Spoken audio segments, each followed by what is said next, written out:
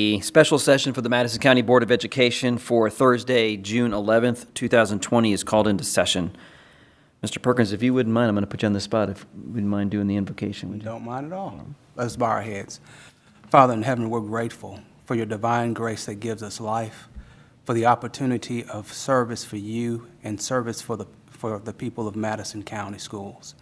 Help us, Lord, tonight as we make decisions that impact thousands of students and the community. Help us to make the decisions, Lord, that will bring honor to your name and that would uplift this community as a whole.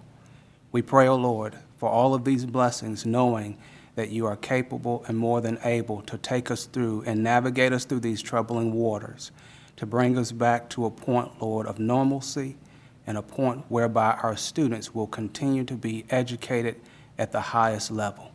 I pray that you bless the board, Lord, in a special way, as they are the leaders leading out in this district as well.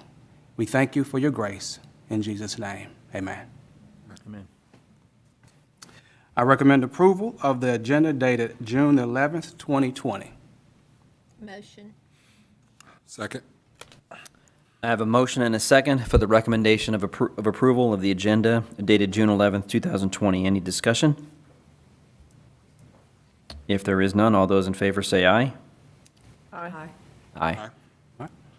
Informational items. Item A, virtual school policy and procedures. Mr. LaBelle? Item, is that A or B? A. I've got 2021 calendar as item A. unless- Yeah, actually, it's swapped. Flipped, okay. No problem. Yes, sir.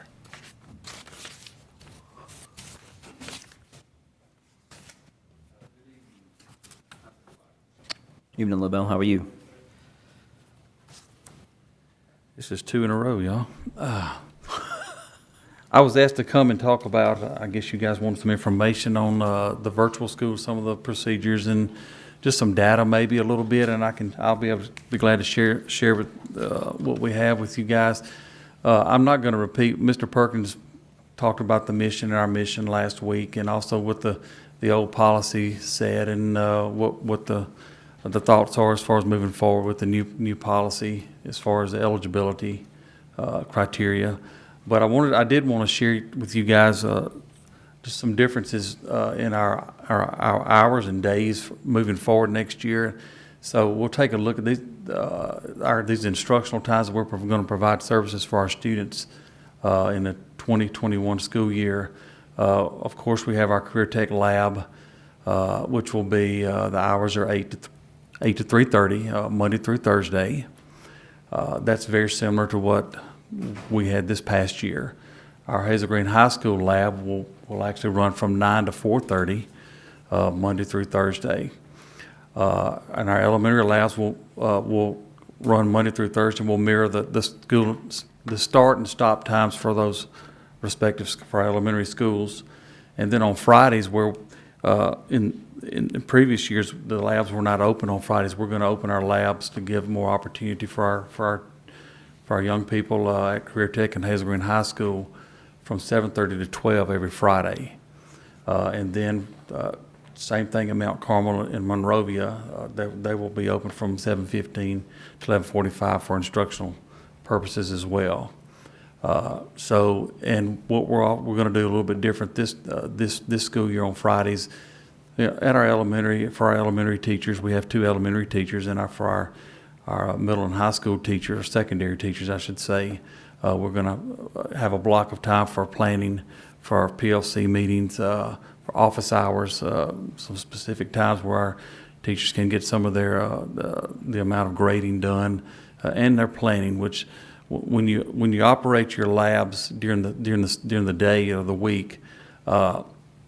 The labs are open. There's not specific times where kids come in, or they can schedule time. So it's a revolving door. So teachers are pretty much, for the most part, from what I've observed, and I am transitioning into this position as far as learning the ins and outs of the virtual school. There's a lot of ins and outs. Kids coming in at various times, at certain lab times. They can schedule times to meet with a teacher. So it's pretty flexible, pretty fluid as far as when kids come in and out, or when parents can bring the young people. So I think by opening our doors on Friday for instruction, it'll give our kids more opportunity to work with teachers on things, maybe some remediation or just some tutoring times, those kind of things where we hadn't had that in the past. The next slide is just to show you some of the units that were earned based on our enrollment last year. So this is where our teachers are going to be housed at those labs. You're looking at we'll have last year, or the last several years, we've had, one math teacher, one language arts teacher, one elementary teacher that encompassed all of the bulk of the grading. That the Odyssey Web program graded about 85% of the students' work, and the other 15% had to be graded by those teachers, where it became such a backlog because there was so much that we did contract with some of the teachers at Pace. I didn't contract, but I actually graded one of the courses myself, the Life PE course. So I've got a little grip on kind of what they were talking about as far as the number of assignments that were coming in on a daily basis. So I'm proud to say, and because of the enrollment last year, we'll put a language arts teacher, a math, science, social science, and a foreign language teacher at the Career Tech Lab. And you can see they'll be there every day, except for the foreign language will be just Thursday and Friday, because that is a dual certified person position. So on Monday through Wednesday, that person will do language arts and foreign language at Hazel Green for students that want to come there. And then we'll also have the math, science, and social science teacher at full-time at Hazel Green as well. So that's going to make a world of difference for our young people and for the teacher load as far as what's been going on in the past as far as the grading is concerned. So it's just going to be a lot more opportunities for our young people to get the kind of service, in the help, tutoring, those kind of things that they need. And also the response time on questions from parents, from the students themselves, where they email and they call or they communicate through the Odyssey Web program to their teacher. We'll have a lot of questions answered. We'll have tests turned on a lot quicker because we have that personnel that's going to be able to meet those needs. Also, we'll have an elementary teacher at Mount Carmel Elementary. We'll have an elementary teacher at Monrovia Elementary every day. So that's going to be a big thing, and hopefully we'll see our numbers grow in the elementary ranks. And we have a full-time PE, health, driver's education teacher that will visit multiple labs, as well as our library media specialist, our business and marketing teacher, and our collaborative teacher to meet the needs of those students that have an IEP. So that's how we're staffed this year. Looking forward to all the positive that's going to come from having a full staff and meeting the needs of our kids. In the next slide, then I'm going to let you, I know you guys probably have some questions.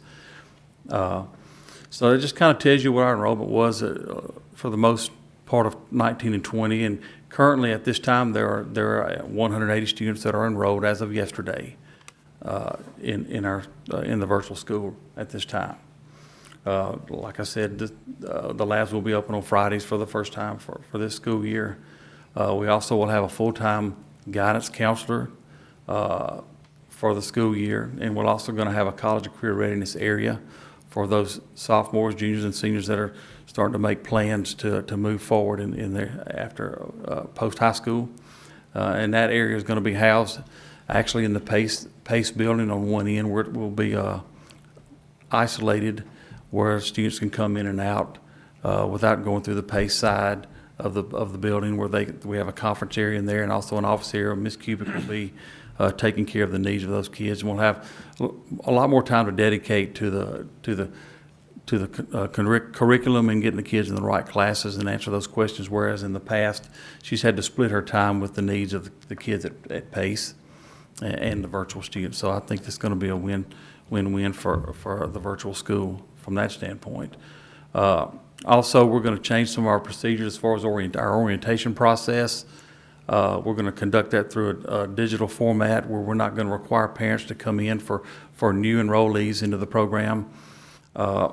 Whereas we've had group orientation sessions They're going to be able to view through a digital format what the requirements are, or kind of what the program is, what's required of them as parents, what's required of the students, those kind of things, and they can view it on their own, and then they'll respond saying if they understand what's going on. And, it'll alleviate parents having to take off work in the day.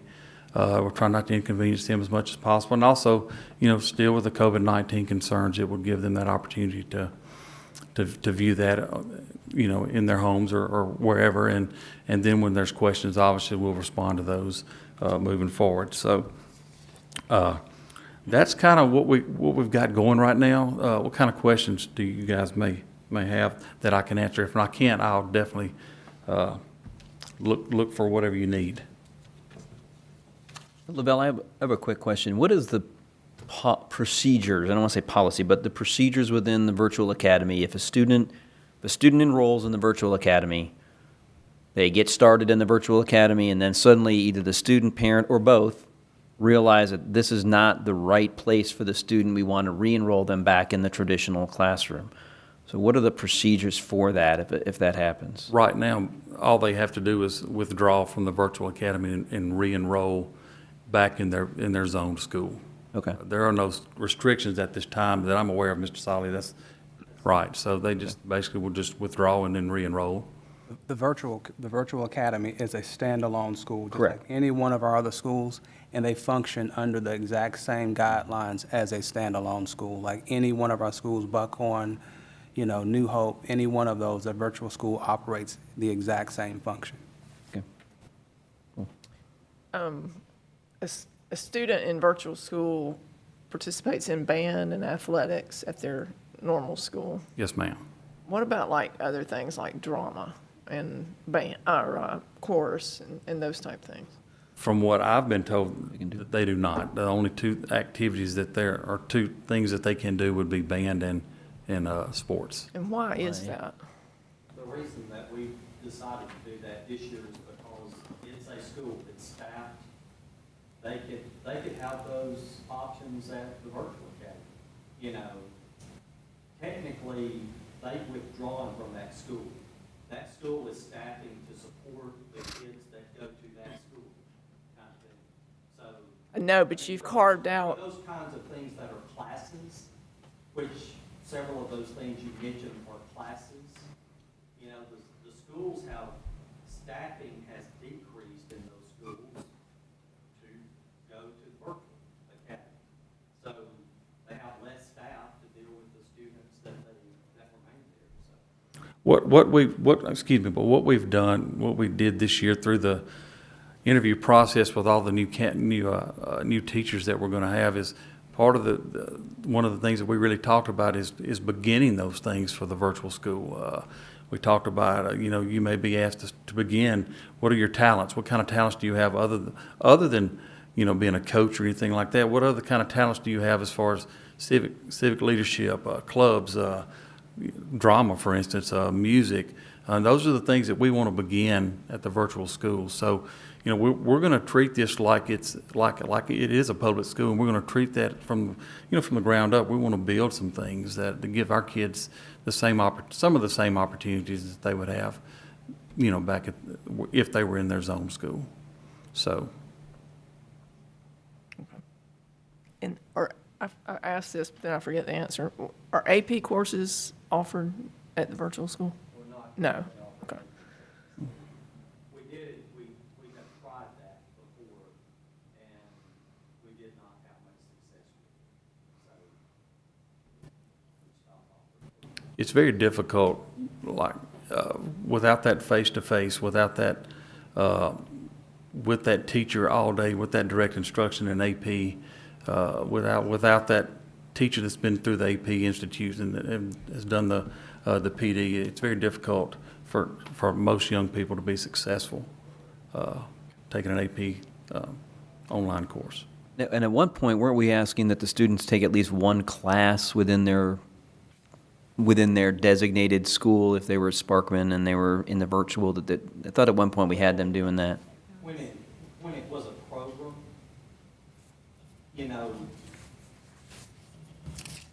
there were some different requirements when virtual was a program much like Career Tech is a program that serves all of our schools. Now that it's a standalone school, there's, I mean, other than offering the option for those two extracurricular, the athletics or the band, that's really the only option tie back that they would have to the school within their, where they live. And I guess the people that are in band and athletics are extremely happy about that. But then the other people, like the people in drama, are not. And I guess it's unclear to me how that decision is so selectively made Yeah, I mean, to favor some students and not others. Yeah, to Sherry's point, I mean, I know you said that we can't do drama because drama is not a class, but neither is football. Class. I mean, drama is I mean, typically it's going to be a class during the day. But band is too. I mean, Yeah. all of it's But classes. it's all, but that's also after school, as is athletics. Drama. Right, and drama is too when they start putting on the play. I don't know, it just seems like some people will not want to participate because of some of these things that are pretty big. I mean, band's big, but that's not the only big thing. But I think that's why there is two options. They have a choice to continue to attend traditional school and be able to be part of those classes. I don't think the virtual school has been around long enough to have the capacity to offer all of that yet. I don't think anybody, the takeaway I get is that it wasn't we're never going to do this, but you can do this. It was, we can do this, and eventually we can do this, but right now, this is our bulk that we can get done. And if that does not suit you, then you have this choice. I do not get the feeling that anybody's trying to exclude those. We're just not at a point where we can include those yet. Are you talking about athletics and band? Well, athletics is after school, it's not a class. I mean, it's PE, I don't think. And band, for the most part, you have to pick somewhere. You have to start somewhere. So, again, I'm just making the point that I don't think anybody's saying that we will forever exclude those. I'm saying we have to start somewhere, and the choice was band and athletics. And perhaps the next choice will be to be able to include choir or drama or But something it's like the that. opposite of what's happening. They're saying you can go back to your school and do band and athletics, but you can't go back to do drama because maybe drama will start at the virtual school. So we've selectively decided these things, which I mean, there may be. Because you have to decide to start somewhere. Is it due to the scale of the athletics and band as far as coaching and the various programs after school is why we allow that and versus we don't allow the others? Or is- Well, we could cut that out. I mean, if we, I think if we went one way or the other, it would be we don't have any. Quite frankly, we probably have that connection. I feel like I've kind of gone the bat for our kids for that connection. Probably the prevailing thought is there's no connection to I mean, you decided to withdraw and go to school somewhere else. So that school offers those programs. I mean, you know, if they want to have them. But because those are two of our larger things that our kids are involved with, you know, like, no, we're still gonna give them those options, you know. Hopefully, as virtual grows, they'll be able to start offering those programs. And like Mr. Edwards said, they're looking at doing that. So you know, and to go back to Ms. Bates' point, we're not telling the kid they can't take drama. They can stay enrolled at their school and take drama all day long. I mean, you know, they can, we're not taking those opportunities away from people. They have that opportunity at the school where they reside, you know.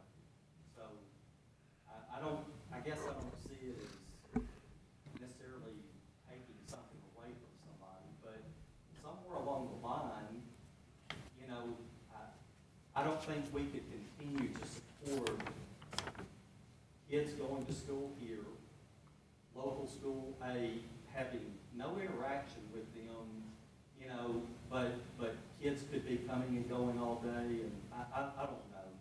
From working with the schools, that seemed to be an issue in the past, so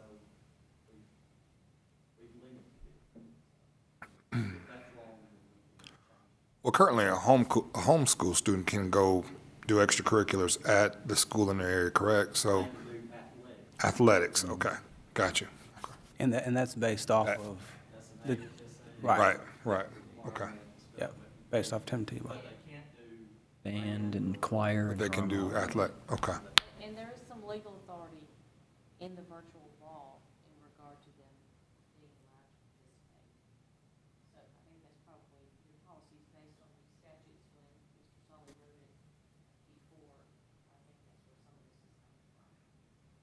Where it allowed certain things, Where they can come back to the school. or, Says for the purpose of participating in extracurricular activities and following HSAA, that sort of thing. so it didn't limit, I mean, it's It open. doesn't specify band, drama, it doesn't go into that kind of detail. I think that's what your policy is based on. I don't know, Mr. Everett, if you can go back to the slide where you have your staff listed or not. I know that's you may or may not still have this question. I know this question has come up before, and that slide gives a good way to, I think, explain. Laura's going to pull it. She's gonna, Laura's gonna pull it. The question that's come up in the last, I don't know, one of the last couple of board meetings about how many students can be enrolled in the Virtual. in the virtual academy. And, you know, again, students can enroll there, all right? There would become a tipping point when we would have to add staff though, because it depends on what or what grade level the kid is that enrolls. So if they're a high school student, you can, or a middle school student, you can see the overwhelming majority of that staff is grade 7 through 12, because that's where the overwhelming majority of the students are that have been attending so far. So we have 2 elementary teachers. So, you know, it really, when we say what can it support kind of thing, right now, I think we have 1,700 licenses. You know, we can buy more if we have to, but we have those right now, today. They're not solely intended for kids to, I mean, you know, we purchase them so that students need to take credit recovery or summer school, or some kids, you know, there's a multitude of ways that we use those. But we have those seats, okay, and we can purchase more if we need to. But let's say we had a huge influx of elementary students, we obviously would have to add elementary staff, 2 teachers, you know, 75-ish, maybe 100, if they're really, you know, they may not want, you know, 100 would push their limits, I think. You know, we had 3 full-time and 5 We had somewhat. 3, we had teachers last 3 year. of my teachers that For paced it, yeah. 280 students, you know, just Yeah. kind of by comparison, so.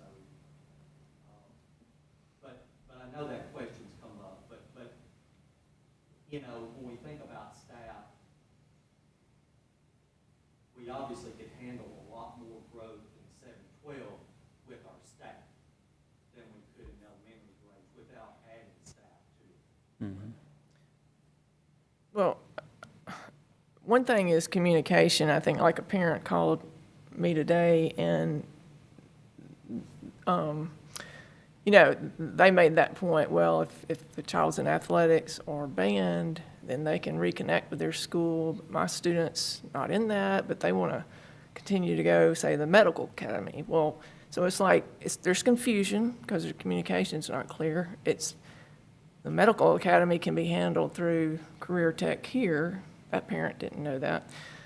So there's a lot of communication that needs to be done. And then it's not like, before virtual was sort of because it was virtual, but now it's virus virtual decisions. So the whole parameters kind of changed so that more people may go to virtual, not because they really want to be in virtual, but because of the virus.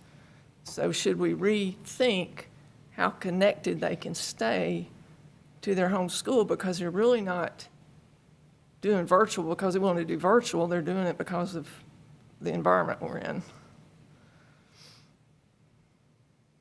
So, I mean, the whole situation sort of changed.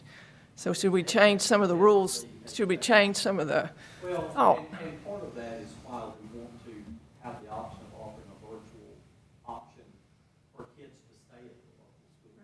Is so that they can stay just as connected to, the kid who wants to be a Madison County High School Tiger. I don't want to withdraw from there. I don't want to, I want to be a student there. For some, for a lot of the parents, it is, they don't want to withdraw and take them to virtual because the parent phone calls I've been fielding lately is, okay, talk to me about what a virtual option may look like. To most parents, that's the unknown. The virtual part is what parents don't know what that school looks like. I think to go back to Mr. Plaza's point, a parent says, hey, I wanted to try it because of the virus, but I also want a way out, because we're not sure how my kid's going to interact with that. So I don't want to withdraw from my kids' school. I want to stay connected there. They still want all the perks, if we call it that come along with the school. But I want to be able to go back if it doesn't work. I want to have an exit plan. Talked to one parent the other day. Can I have an exit plan if I'm not comfortable with how traditional school reopens? So that's going to go both ways. I mean, the first time there's a spot, there's going to be people, hey, you know what? We want to pull out. The more comfortable people get, no, we're good, we're going to push back in. So begs the question, and I realize we're way too far, the train is moving way too quickly to even consider this for this year, but for possibly in the out years, next year and the years after that, what would be the benefit of having a virtual school at every school? Because if you had a virtual school within the school, you instead of having just like the virtual academy for everybody and it's being its own separate entity, you have a virtual academy within Sparkman High, Hazel Green, Buckhorn, Madison County, and New Hope. The kids still stay connected to the school, but they're taught at home virtually, and they can participate in those other activities, drama, choir, band, athletics, whatever. So I'm just wondering if, and again, it's way too late in the game right now to even think of doing that for this year, but is it feasible to even look at possibly doing that down the road? Well, Or is it even possible? I don't know. I mean, hypothetically, from my point of view, it's not, only because we would be facing this, what feels like a dilemma every year of trying to decide, moving into schools trying to staff and put a schedule together and not knowing for sure what option the kids are going to take. I mean, that's it's pretty unsettling, I guess. So to do that to do it one time, I mean, Well, yeah, I mean, to do it this year is that's why I said it's, going to be a challenge. yeah. And that is the understatement of the year. But to do it on an annual basis, gosh, I hate to think about it. I'm not going to say it could be, but I wouldn't want to. Because you're constantly looking at numbers and what those numbers will look like in the school. And so trying to figure out how many kids are going to be in that school for that virtual program and dedicating teachers to those particular students, and then those students deciding they don't want to do that and pulling, it would be a logistical, personnel, funding nightmare to kind of flip back and forth within that, within that scenario on a continual basis, year in and year out. on the flip side, though, I mean, this could be the new norm. I mean, nobody really knows. Hopefully not, but I mean, so if there was a way to structure it for more of a long-term approach, I guess it's maybe what you're saying too. Yeah, I mean, it's, Well, students are going to have a virtual option from their home school this year, correct? And, you know, I think we will only get better at that if we had to. I mean, it's gonna be new, but I think that, you know, I think parents weren't real thrilled with what the state put out there for the end of the year from March on. Not that they didn't learn things, but I think what y'all are planning is gonna be different. I think that, they'll feel more connected to the school, and those people who want to do drama, band, or athletics, they can stay in their home school and take this virtual option. The curriculums, my understanding, is totally different from the Odyssey Ware that's used at the virtual academy. Is that correct? Well, that's one of those things, it's gonna be a couple of weeks before there's some things that the State Department's planning that we're gonna have to look at. But, you know, when we looked at, when we took our, as I've shared with y'all a few times now, when we looked at our teacher and our parent feedback from this spring, they wanna stay connected to their school. And the teachers wanna stay connected to their Kids. because they do think that there is it seems to be more than likely proposition that kids are gonna go back and forth.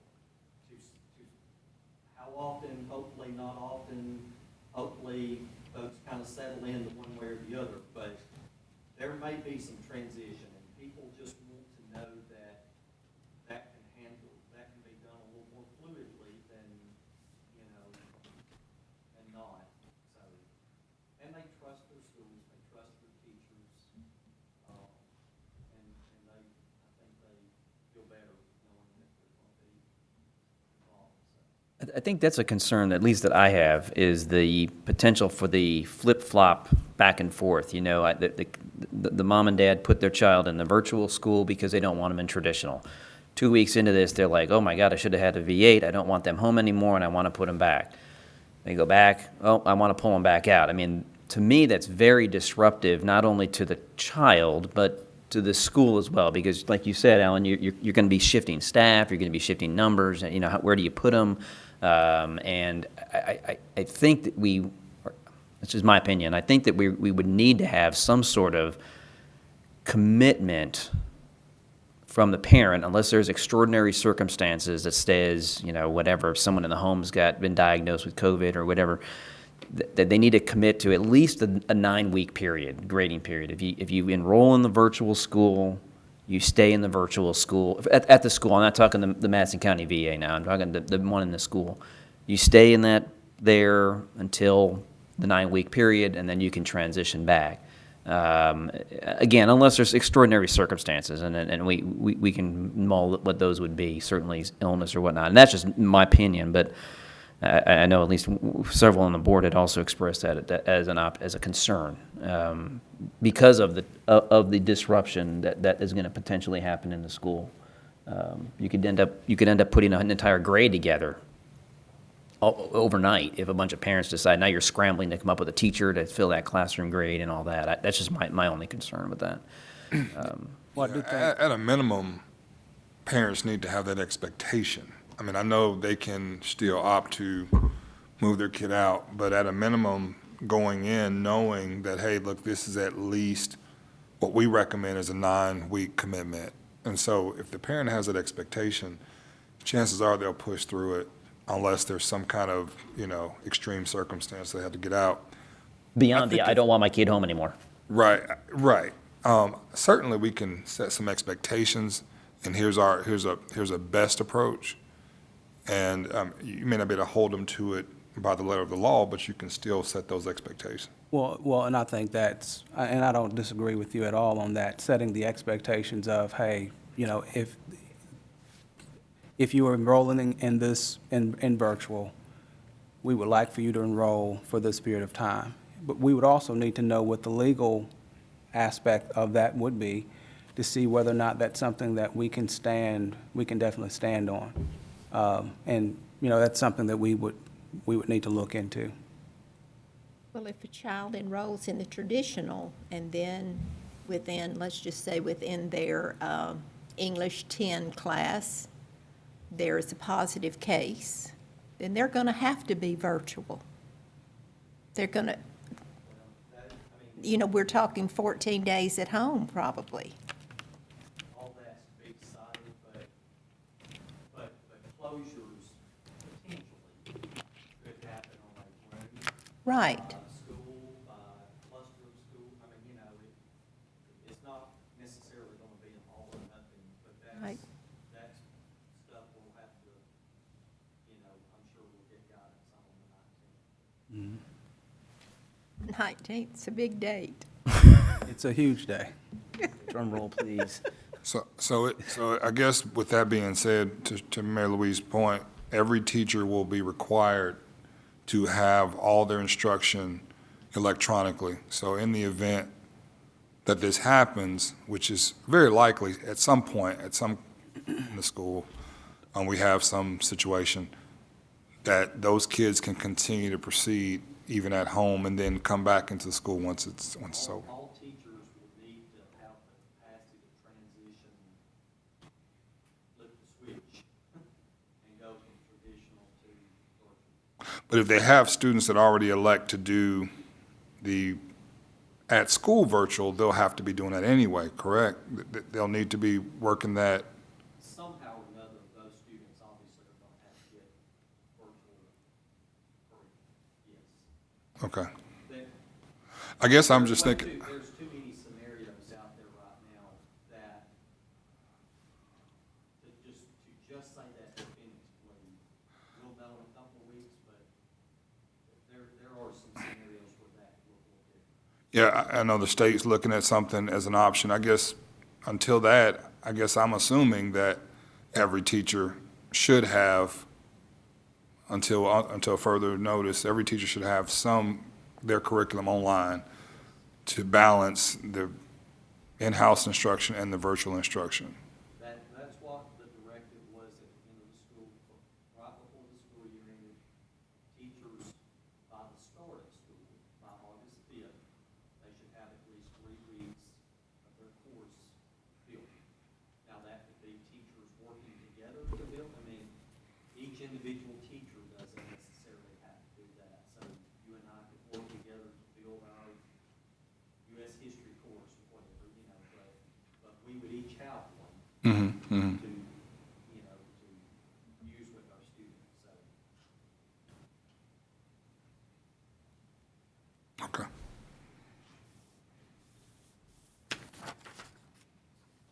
Any other questions or comments on the virtual academy? Or, anyway, we kind of blended into the e-learning a little bit and talked about the virtual at the schools. The bell already sat down, he's through. But, go ahead, Sherry. Well, I know it's all unknown because we don't know what the state's going to say on the 19th, but is using Odysseyware being considered as a potential thing for the in-school virtual or not?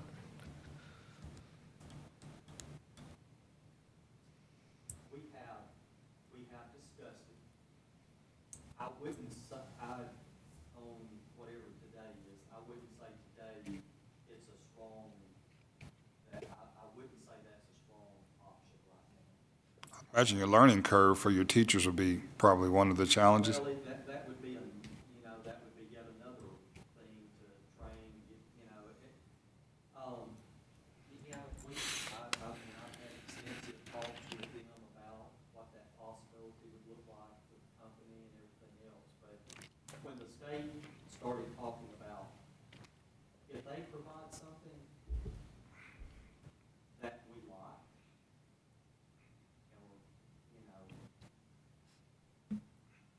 I probably want to see what they're going to do first. Yeah, What they're going to provide first. okay, but it is a possibility. I'd say it's a possibility. Probably more unlikely, but it is a possibility, absolutely. That is a fair And Tim and Ellen, you probably don't know this, and I know that the state went out and did RFPs for the virtual program, and I think they got some of those back, and they're reviewing them. Yeah, and they're reviewing that. So are they gonna, I would assume that they're gonna pass that cost on to us? Or is that something that they're gonna just give to the schools? The CARES Act. CARES Act money. That the state received, not that totally separate pot of money than what came to districts. But they're gonna put, Dr. Mackey is, they're gonna put all of that toward virtual learning. So, it'd be a decently handsome payday for them.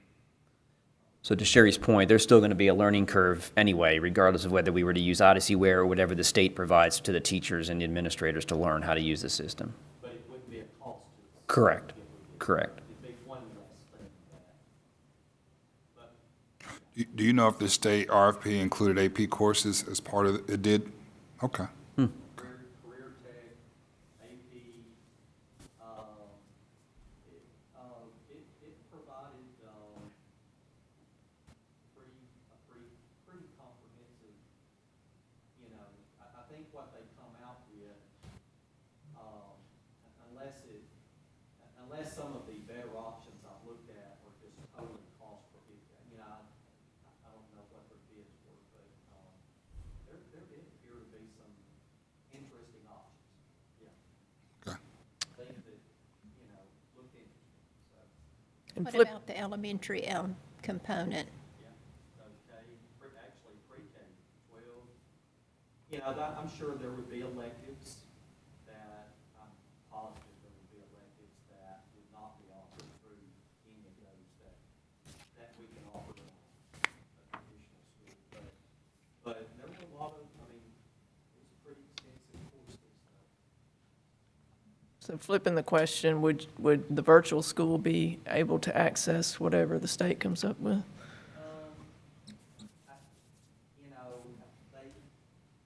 They're well-trained in using Odysseyware, they're comfortable with, I hadn't really thought about that. I mean, because it would offer up the AP courses. From the standpoint of, could they use it? Yes, it would be available for them to use, yes. That's a fair question. And again, a question you probably don't have an answer to, but I'm gonna ask it. Proctoring of exams, is that something that was in the RFP, so how we do exams? You're thinking hard. I don't remember, I don't remember reading anything specifically about Yeah. how that would be done. Okay. Any other questions with regard to the virtual school policy procedures or what the plan is moving forward for in-school virtual? Okay. Thank you, LaBelle. All right. School calendar discussion, and it says school calendar, but it's a little bit more than school calendar that we're going to look at. But it primarily has something to do with that. If you would look up on the screen, and I think each one of you have a hard copy, I just kind of want to just start by saying that our team, district team, central office, each one of the schools, business department, custodial services, auxiliaries, every aspect of our district has worked tirelessly these past few months to look at the different options, to look at where we are, to make plans towards opening school back up. We decided we were not going to wait to, for the state to simply tell us every step that we need to take. But we early on decided that we're going to actually put together different points of view from different individuals, and we created a task force that addresses all the aspects of school as it relates towards opening school back up. Because if you think about a school system as large as ours, and you think about a school in general, there's so many different aspects, of what takes place on a daily basis. And so we've basically categorized our task force into specific topic groups. And these topic groups, if you look on your document, it says student wellness, and that's just basically looking at, you know, the mental aspect, physical, I mean, all the aspects of a child that they deal with and go through in school, outside of school, and those type of things. Student learning, dealing with, you know, like we're talking about, virtual programs, dealing with, you know, the instructional program, curriculum, every aspect that deals with students engaging in the learning process within the schools. Accessibility, guaranteed and viable curriculum, looking at the collaborative aspects with teachers and those type of things. And then we looked at faculty and staff as it relates to what do we need to focus on to make sure that even with our faculty and our staff, as we walk through this process of COVID-19 and school being opened up and making sure that our people have the tools that they need to actually support the business of our school district, and that's to educate our students.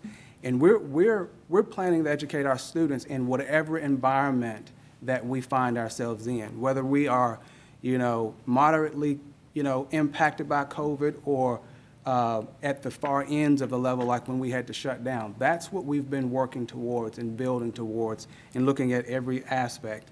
And then operations and logistics, you know, looking at what the bus situation look like, looking at, you know, if our students, and a lot of these areas overlap one another. If our students end up, if school shuts down, you know, how do we get those students who don't have access?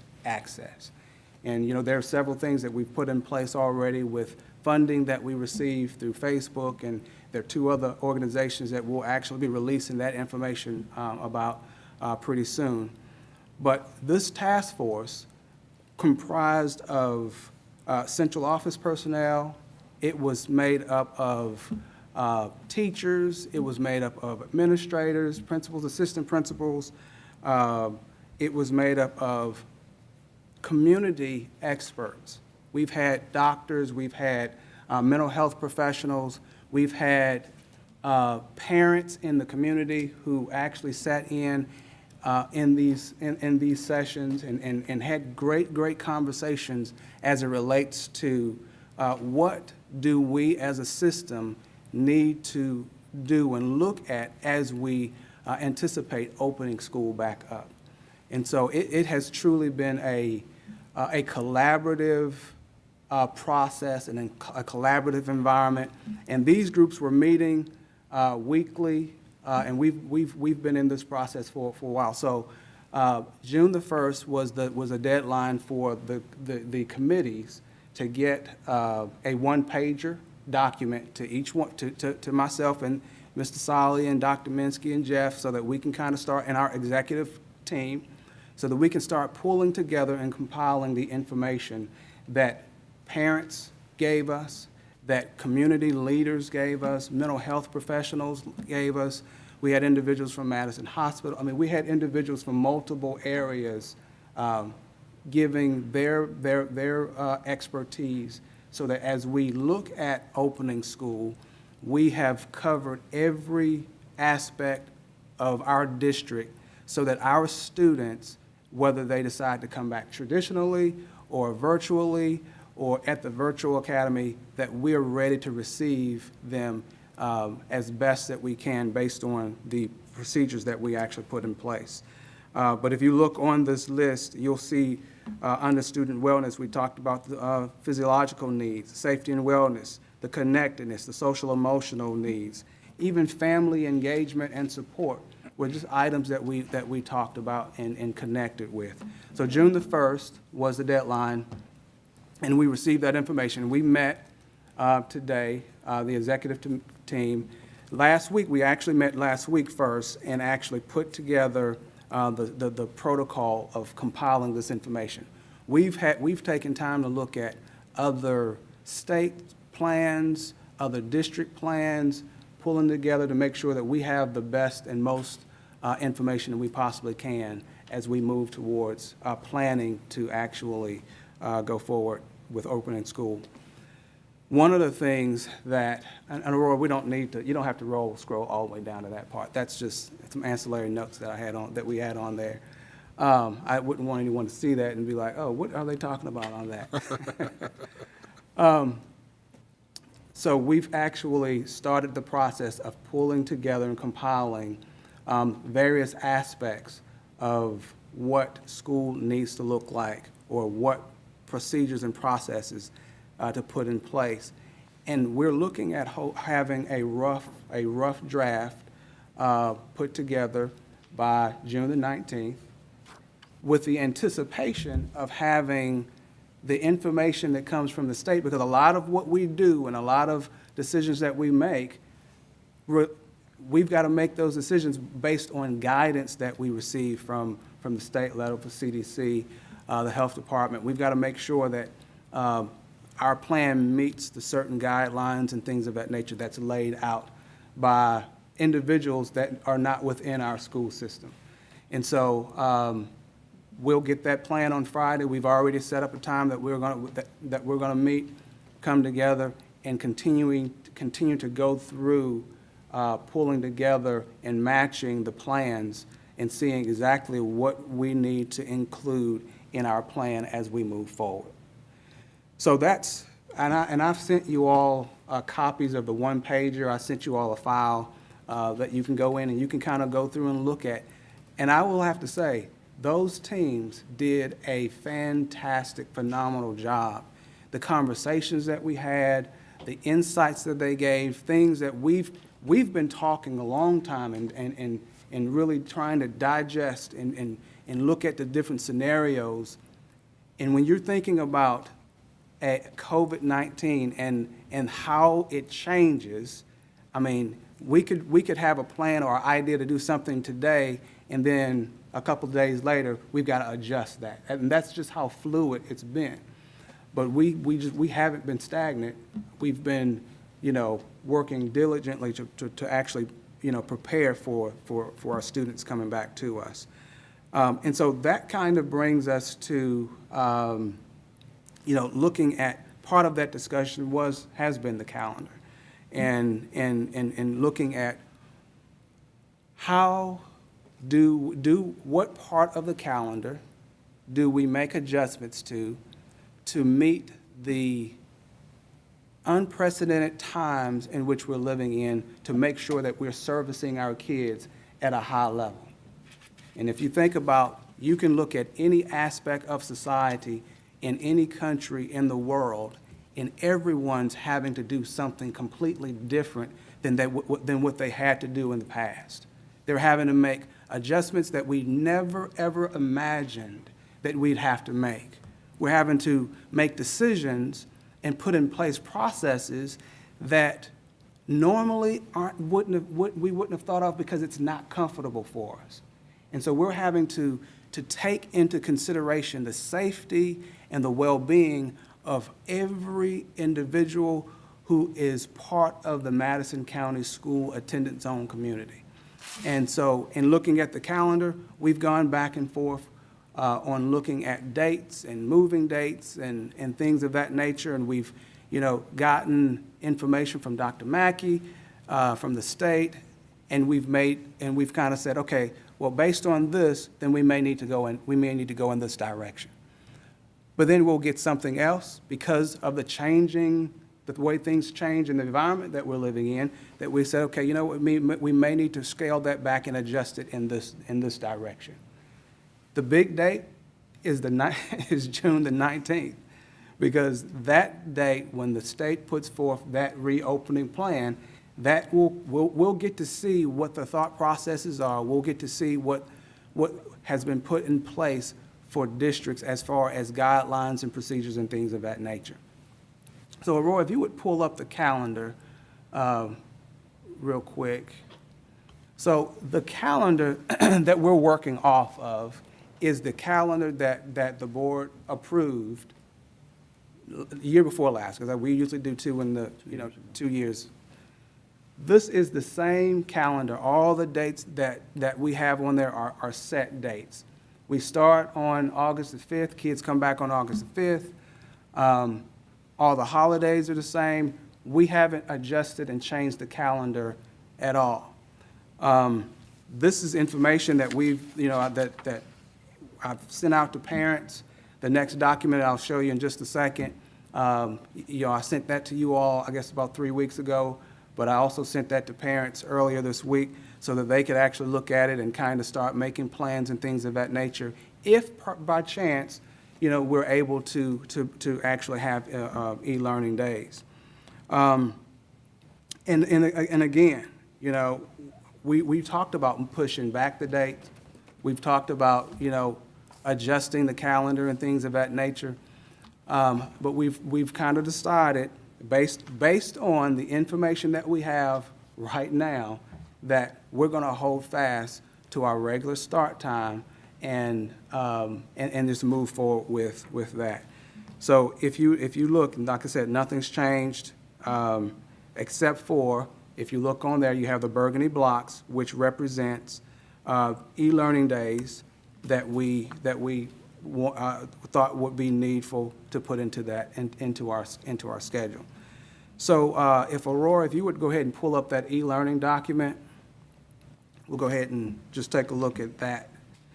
That document is a document that our team put together with multiple pieces of input from multiple people and looking at what would be in the best interest for our students. As we move forward and we look at where we're having to go and what we're having to do, what are some things we can put in place that may have a positive impact on the ability of our students to be able to function in an environment that they might possibly have to go full-on virtual like we did in the very beginning. And so e-learning days are these days that we've come up with. We're looked at. We've used e-learning days in the past. We've used them for our high schools. We've used them for our middle schools. And we've worked through those e-learning processes and things of that nature.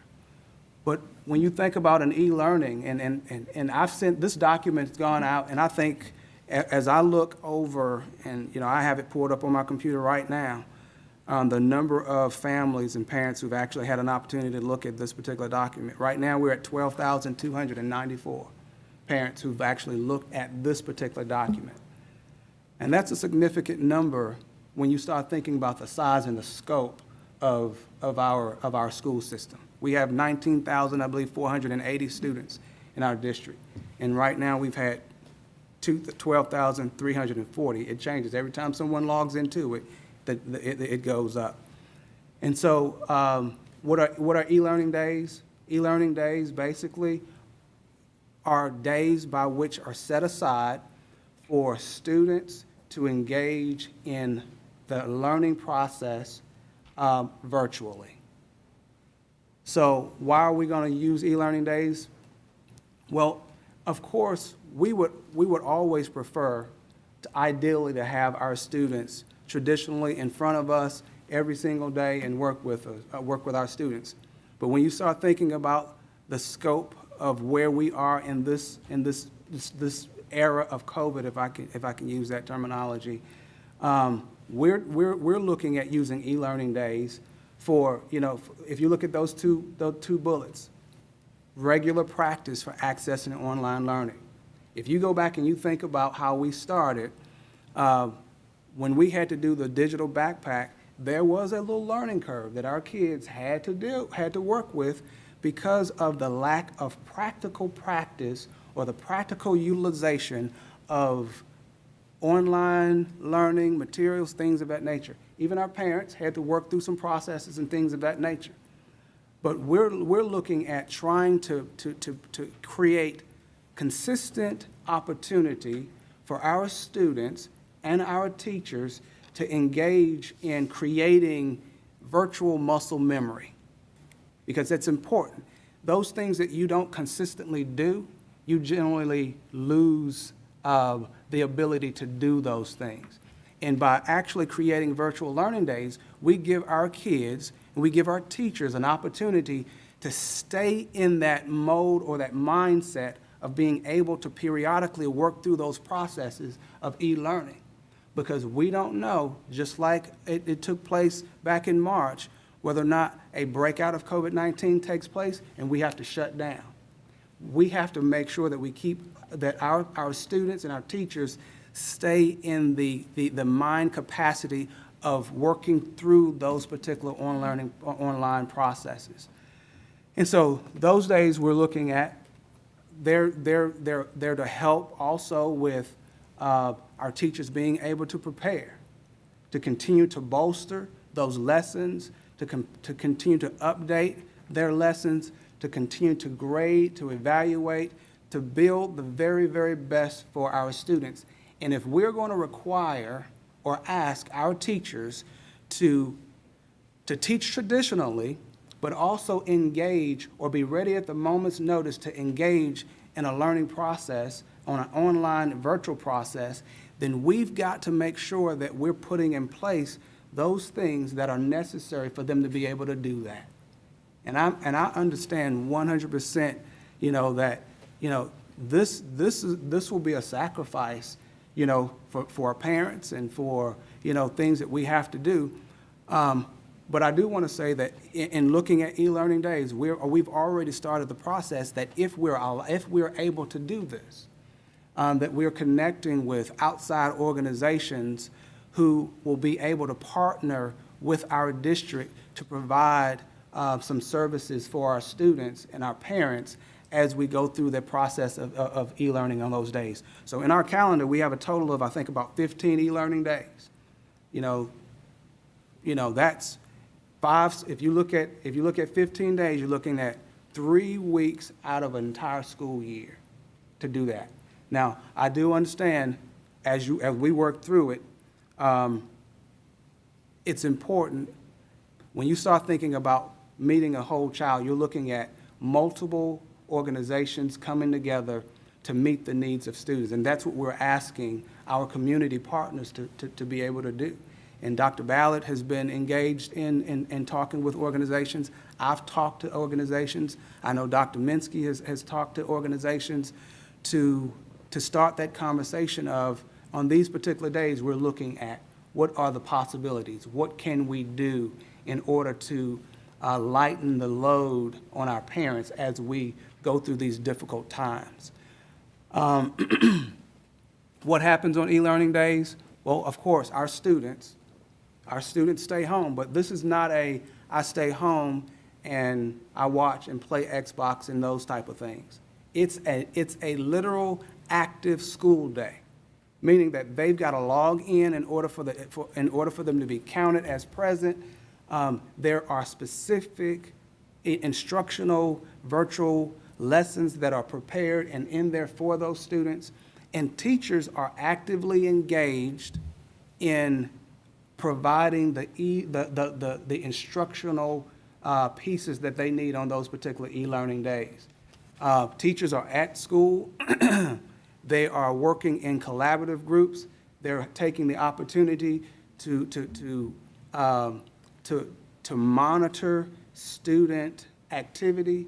They're taking the opportunity and the time to engage with students who need assistance as that day goes on. And then they're also in the process, or have the ability to work with one another to make sure that those learning opportunities that they're putting forth digitally are bolstered by that community collaborative process. We're making sure that on e-learning days that any of our students, and that was one of the reasons why, we felt like, trying to get additional funding to make sure that we have one-to-one access within our district with digital, like Chromebooks and things of that nature, so that our kids have what they need. So they'll have the devices. We've purchased MiFi devices. We have created, or through Facebook working with us, we have retrofitted 90 of our school buses to actually be able to be placed strategically in the communities to, so that our parents and our kids who don't have access at home can come to those particular locations. And Mark Wilson showed me a video today of the range that was on those buses. I was amazed. You know, in my mind, I think he had to be kind of close, but the range of that access was phenomenal. I was really impressed in seeing that today. But also, we've added access points at all of our high schools with the mindset of moving backwards and making sure that even our middle schools have it. And then based on funding, we're moving down towards our elementary schools. So we have our entire district covered so that anyone on any of those days who need access can come to the closest point to them to be able to have that virtual access.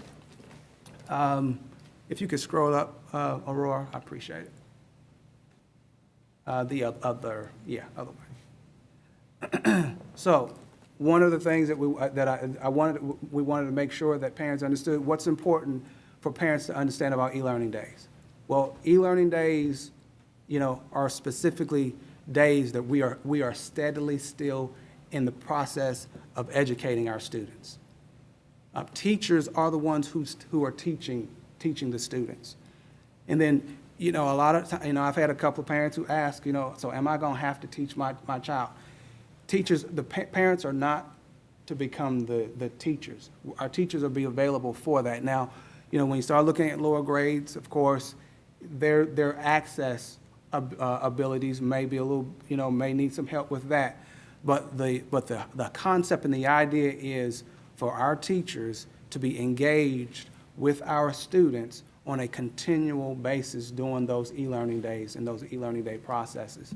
And some of the elements and things that they put together that will be included with it is engaging videos, explains the essentials of what's being taught, appropriate strategies to assist students, you know, making sure that they know exactly what they're working on, demonstration of activities, problem solving methods for creating lessons and creating learning opportunities, you know, multiple areas of focus for our teachers to work within the parameters of making sure that our students are taught and worked with by a highly trained teacher who's engaged in the e-learning process.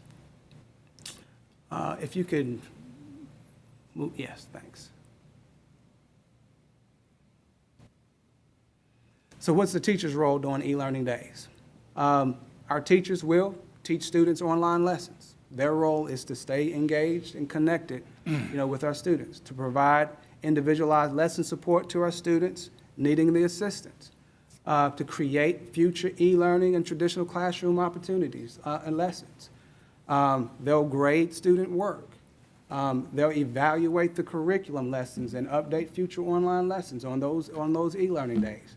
They'll be able to collaborate, and I talked about that a little bit earlier, collaborate with other educators to create future lessons. They'll be able to participate in professional development to become better educators at the e-learning process, at working through those particular processes of e-learning.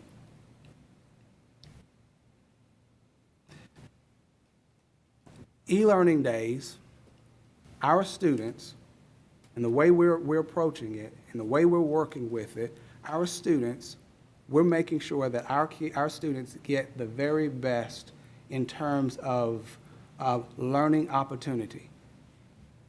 Nothing less than making sure that our kids, whether they're traditional, whether they are virtual connected to the school, or whether they're in our virtual program, nothing less than the highest level of educational opportunity is what we are putting together for our students.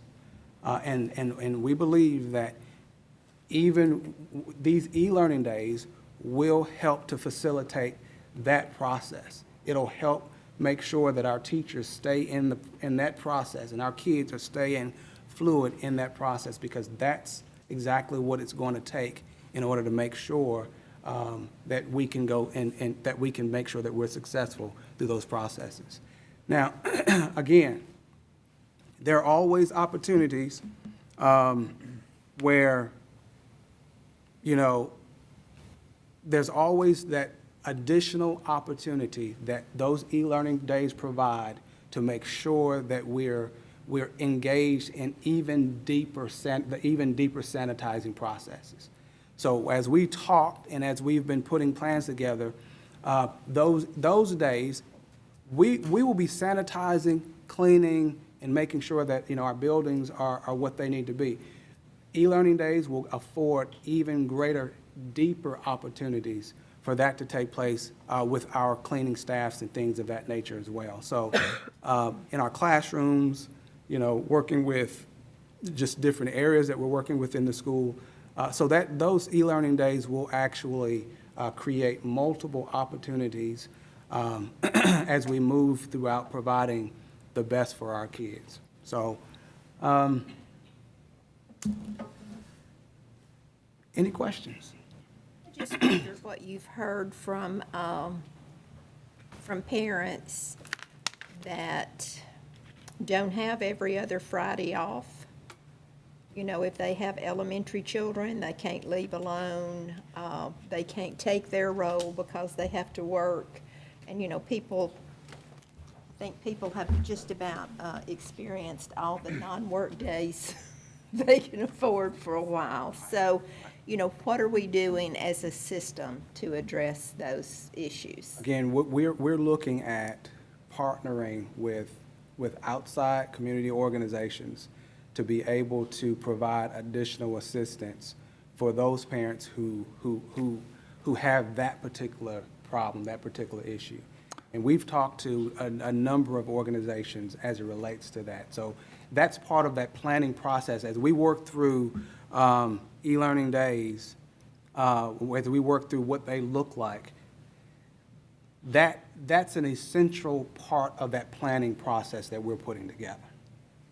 Is it possible for like our K-6, and I understand we got some partners that may be willing to help us, but is it possible that we could look at leveraging, using some of our aides maybe in those schools and having a location so those parents could bring those K-6 kids to the school on those E-days? If they can't, I think your 7 through 12 will probably, most of them will be fine. But my concern and what I've heard to Mary Louise's point, that, you know, some of these parents don't have that opportunity.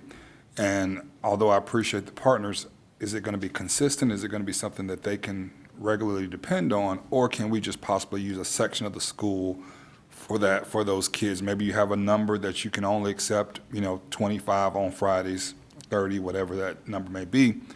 But they can come to that specific part of the school.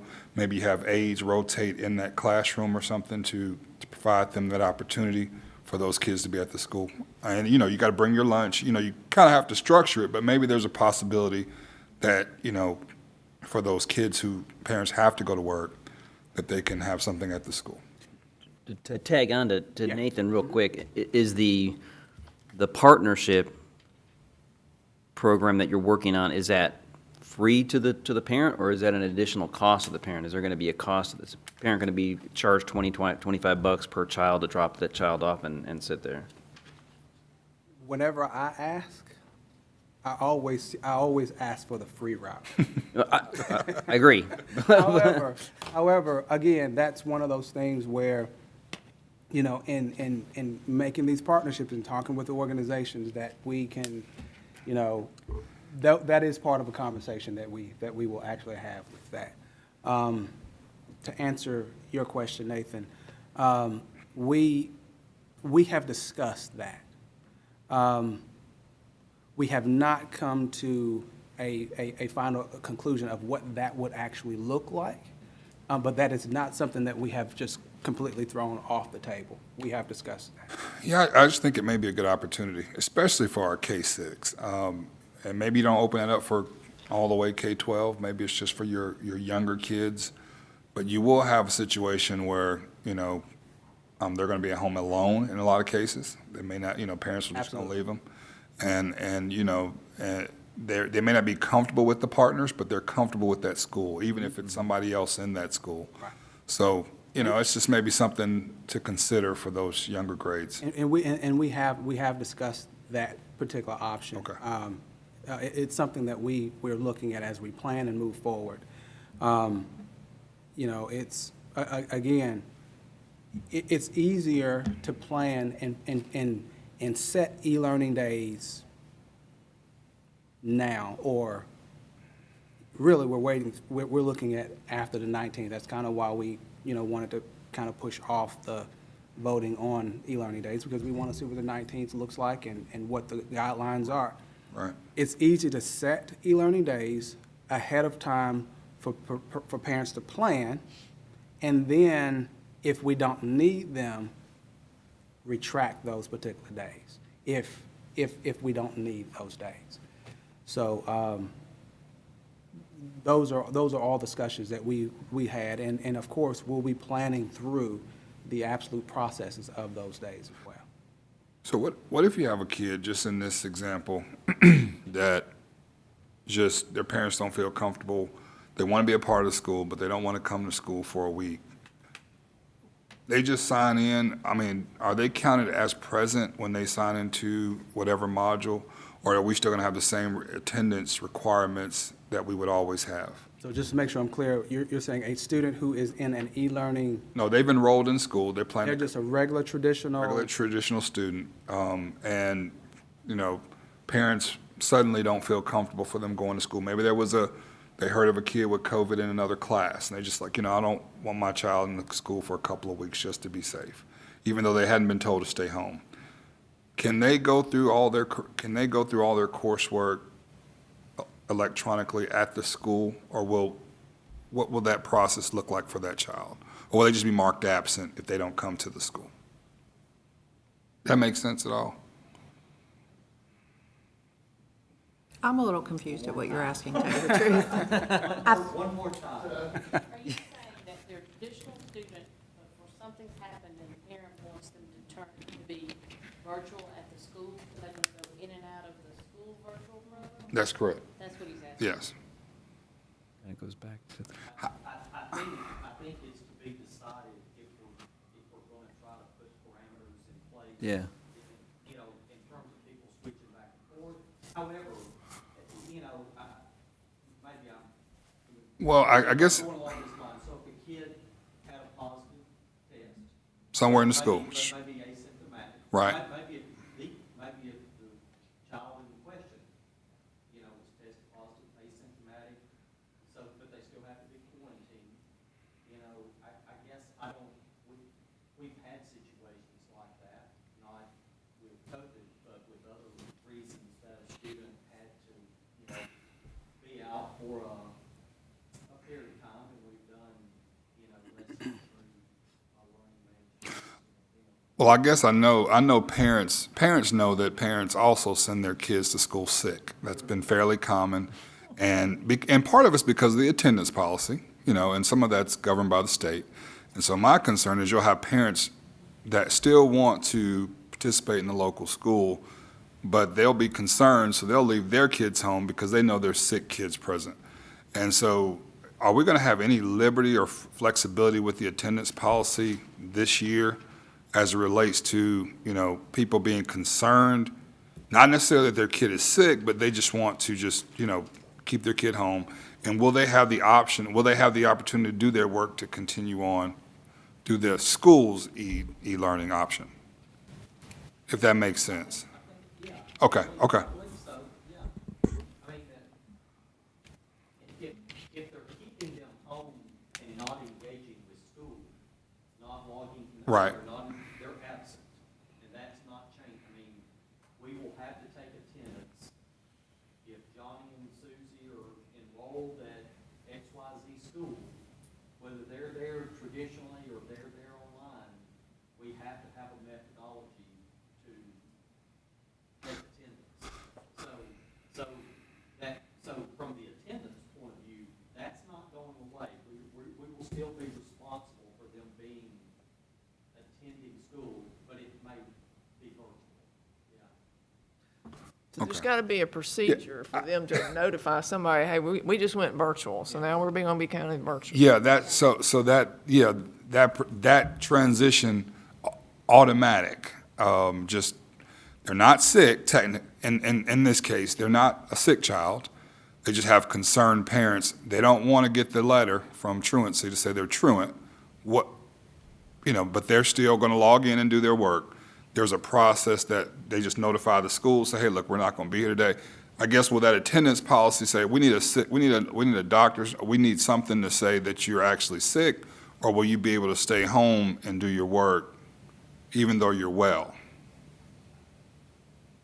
I think you've got some logistical issues that are gonna go back to that issue that Mr. Perkins raised, that may have a legal basis. Unless something comes out for guidance, I think that's our position right Okay. now. Is we're offering this option, not just for those who bring a note that they have a compromised situation. Right. I mean, it's for that student that the parent just not, I mean, I'm not comfortable sending my child back to school because, of the pandemic. So, yeah, I mean, virtual education will be available for them. Okay. So in 2021, there should be no absences from school, period. Because you could, if you're absent. Well, that's, right. Go online. If it's absent for a day, I mean, there could be absences, there will be absences, yeah. If a child signs into LMS, well, let me back up. When a child signs into LMS, and say they're on the virtual, does the teacher know that they are online? Okay, so they can't just sign into LMS and then go off and do something else and not, I mean, they can, but, I mean, okay.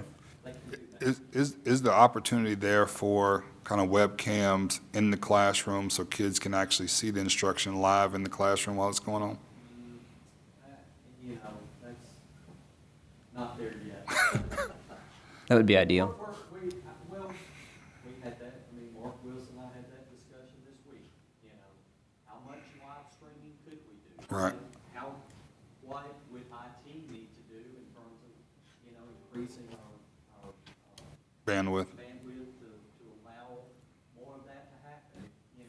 Mr. Malone's looking at, different camera options that would make that more readily available.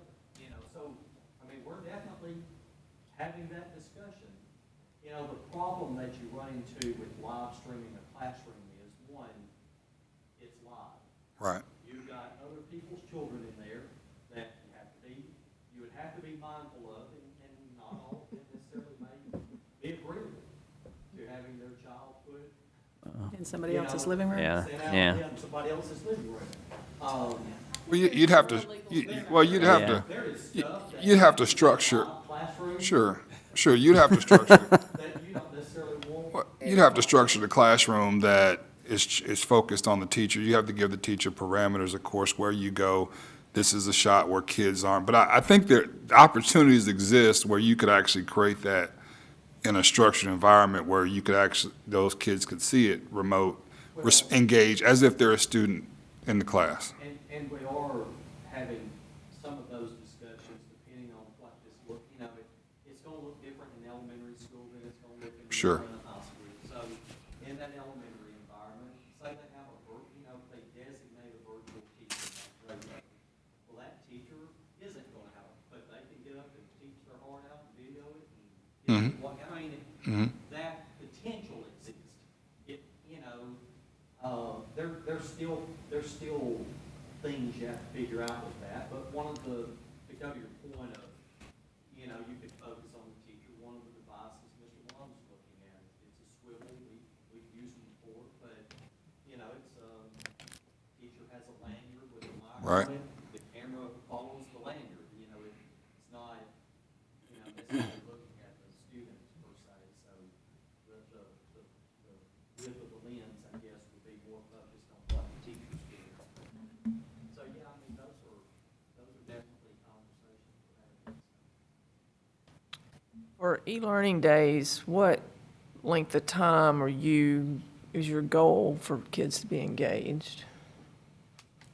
I mean, it's probably shorter than a normal day because you don't, go to lunch, PE, whatever, especially in the elementary. But, I mean, I would think you'd want them engaged a given amount of time. Yeah, no, absolutely. There, I mean, when you start looking at e-learning days and kids working, I mean, you, So if I can. Yeah, go ahead. I had a parent call me yesterday and they said, well, we're thinking about my high school children want to do e-learning. And, I said, well, tell me why. They said, well, one of their friends said you don't have to work an hour a day. To do something else. I said, well, they're gonna be in for a rude awakening. Absolutely. I said, I'll put it this way, they can work for an hour a day and go do something else, but it's unlikely they're gonna pass their class if they only work an hour. There's a problem on one end or the other, on the teacher's end, not doing what they're supposed to be doing, or on the kid's end, but that time requirement is really gonna be depending on the age of the child. I mean, again, a K-3 child, 2 hours a day of online instruction, I mean, that's a lot. I mean, they're gonna be engaged with a lot of stuff at that age. For a high school, 3, 4 hours probably not out of the realm. I mean, especially depending on their class load, what kind of classes they take. Mr. Perkins, before we're asked to officially vote on this calendar with the amount of e-learning days that are on there, will you have a solid presentation or plan of what is available as resources for parents? I know I've received some parents who, and I know they're legitimate, that, they could lose their job taking this many, or having to make that decision, whether, and I get that our primary goal is to educate, but it's also to maintain the family status if we can. So I was just wondering, as far as the resources that you're referring to, will we be able to have something solid before we are asked to vote on whether or not this is a doable calendar for the community? What we can do is have the resources that we have up to that particular point. But again, when you start looking at planning for it and getting commitments and things of that nature, it tends to take time to kind of build those, because we've been working on it. It's kind of like when we did our food program, it was, we did it in phases, and we met with organizations on multiple times and multiple occasions, to do that. So I'm not sure if we can have it, because if we're looking at voting in another week or two or something of that nature, we could work towards that. And I guess that was kind of my point about having something school-based, because I do appreciate the resources we have in our community, but it's going to be hard for them to commit within a short period of time, and, they don't know how many kids are going to come. They don't know what all they'll need to, marshal as far as their own resources. Certainly, there's a cost that's going to be associated with that from their side, and if we're going to help them, on the back end of that if possible, I mean, I get it. So that's what I wondered, if we needed to have a school option additional that may be limited to a certain number. You may not be open-ended, but just something that we could have to tell parents to say, hey, look, there's some availability for this, if it's an option that we can provide. That you need to know that have background checks and all of that if they're working with kids, if they're, Talking the outside agencies? Yes. Yeah. Yeah, at least we know that our teachers' aides have already been screened. They're. I feel like I mean, it's my personal opinion, it's probably not popular, but that you have to let every child come in elementary school on these e-learning days, and you've got to somehow accommodate the kids and the teachers, because I don't think it's right for these kids to be at home. I just don't. Well, I would say being at home and not doing anything is different than being home and actually working through e-learning lessons. They're not just at home, they're working on lessons and things of that nature. I wouldn't want a child just being home, but I mean, Yeah, but we're We- talking about a kindergarten only having 2 hours worth, and their parents gonna be gone 10 hours, and they're just there. Well, I think you'll have a pretty large number of parents who can manage it. They'll be fine. I mean, I think. And they can stay home if they want to, but you gotta let whoever can't be able to come. Well, and so that, to that point, I think, you may have 50-60% that say, hey, we're good, but you're gonna have that small amount that say, hey, look, we need some help, or it may be random. It may not even be every other Friday. It may be that one Friday. They say, we can handle one, we just can't handle two. So having an option at the school or something, I agree with you. I think you got to offer it. But not limited to a certain number. I think you need, if you open it up, and you just let the parent bring their child to the school or to the designated location. Well, only reason why I said a number limited, so the district can manage the resources. So, Fair. to be able to, the physical location and the amount of aides or whoever you use for that, so they could plan inside of a box to be able to manage it. If you just had everybody and then they just all show up, which, if that's the way it needs to be, then that's fine. Maybe that's the need, so then you plan for the need. I'm concerned that the district couldn't handle the scale of that. I think you go to a reservation system. You at the school website, you go, if do you need this resource? You go to your school website, you click on it, yes, I need this resource for these days, and you reserve a spot, and then when that 50 slots is full, then you open up another opportunity either at another school or in that school so that you can reserve that spot.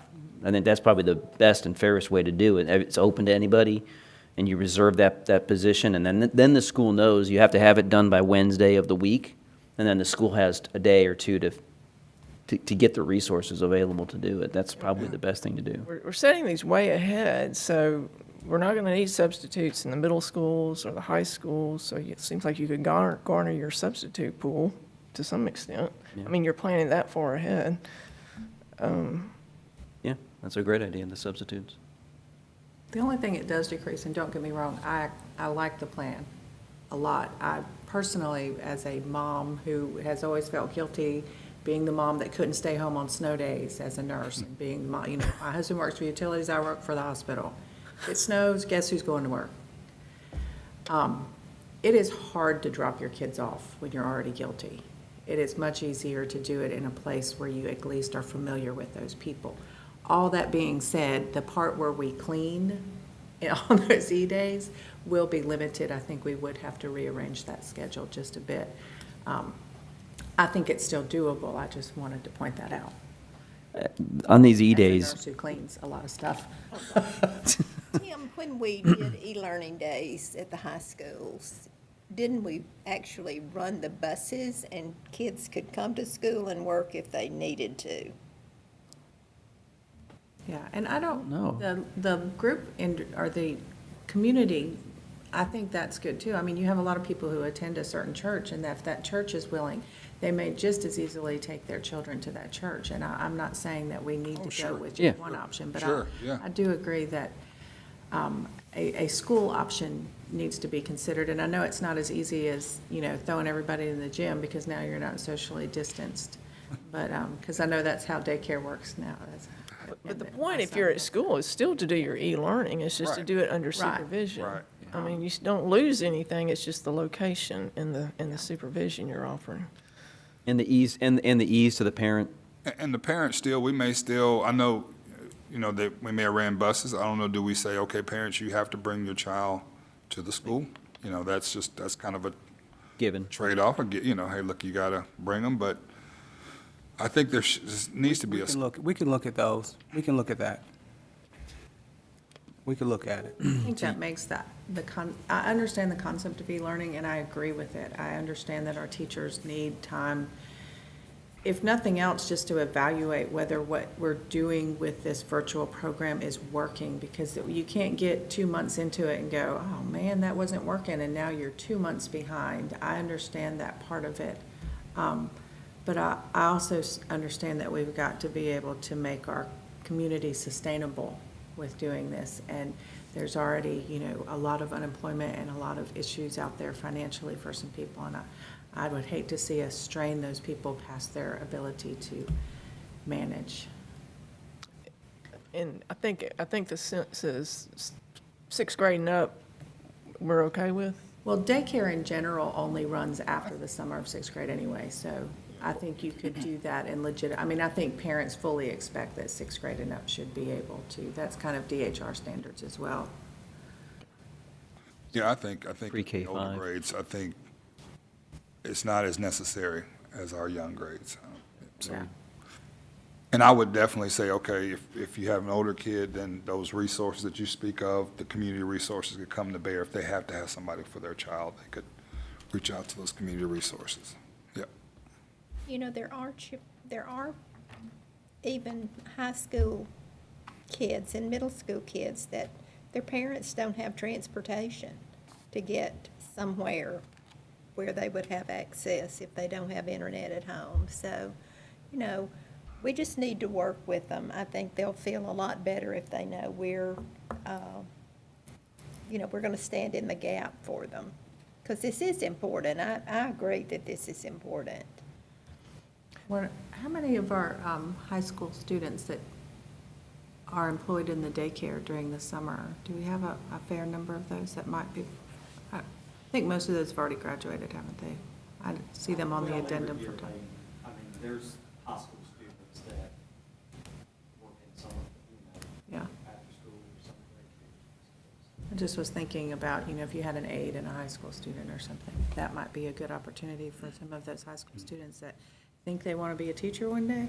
Of course, they'll be doing their e-learning too. Yeah. To your point, Angie, we are going to, because of the 19th of June and getting that information from the state, in our meeting this morning with the staff to talk about the agenda, we've decided to move the board meeting from next Thursday, the 19th, the 18th, to the 25th, which is the following week. I think at this point, I'm taking that week off just because I'm scared what might happen. Yeah, we'll be out of town that week. Okay. What day did you say you're moving it to? To the 25th, because again, it goes back to approving a calendar before we have the information from the state on the 19th, so it's Next day is a holiday, is it not? the 20th? The Wait, next day The is- 9th? Oh, wait a minute, I may be on the wrong one. You're on the Okay, wrong okay. weekend, yeah, the 4th of July weekend is the following week, yeah. Sorry. I'm good on that one. Yeah, so the 25th will be the next board meeting, and that's hopefully when we can approve the calendar based on the guidance we get from the state. You said you're gone on the 25th. She said she's here on the 25th. And I do think it's important that we approve it because, people have made plans for the calendar that we thought we were going to do, and, Well- they had to change them back. But we currently have an approved calendar. We do, This one. but we said Well- we were going to start later. We did. And Yeah. then we say we're Well, not that, going to start later. yeah, I got you. So But I think it's, we just need to let people We need to let know, people Yeah. know. this is Yeah. what we're going to do. yeah, right now, this is the calendar. I mean, the calendar that we approved 2 years ago, which Yeah, we're looking that's- at tonight, is the calendar, and this is the date that school starts is the 5th. Yes, that's always been, until it's changed, it's always it's not a done deal. It's this is what we're looking at. So it's not we didn't change it. It stayed right where it was. We were having the conversation of possibly changing it. So that's, While we're talking about work, do we have any set after the 25th? We do. And I was going to talk about that. The 9th, 23rd, that's it, I think.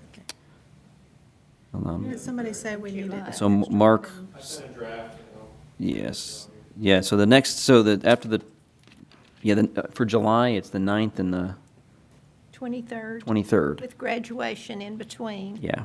You only have to go to your own. Did I see that we have graduation straight?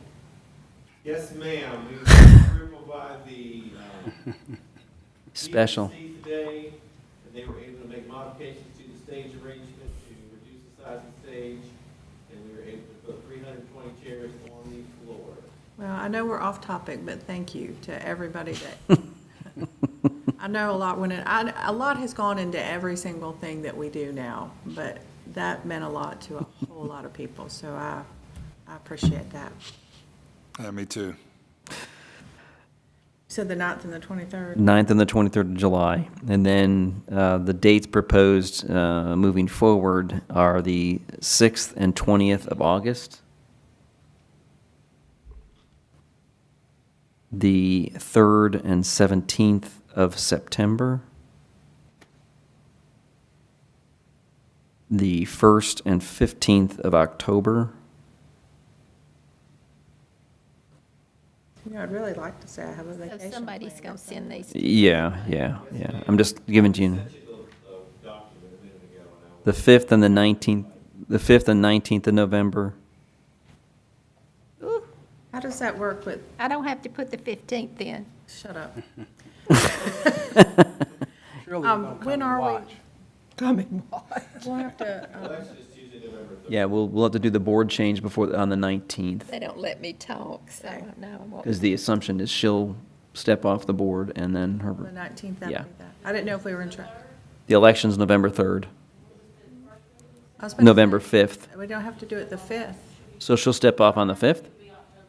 My last meeting will be in October. Okay, Yeah. okay, That's what I was going to ask. I think he has, okay. and will we swear Mr. Brooks in on that evening as well? Have we, I know Cynthia? that's a long way out, but, Would we'd swear him in on the 5th? Meeting after, or any point after the election certified. So there may be a certification. Yeah, that may be awful quick to certify the election after only 2 days. So I would argue, that's why I'm saying, I'm thinking that the 5th of November is probably going to be her last. But there's nobody running against him, so. Well, that's true. Okay. And then the 3rd and the 17th of December, but we'll, Mark, did you already sent these out to everybody? I sent the paper copy, the document copy, I will send y'all the invitation, Okay.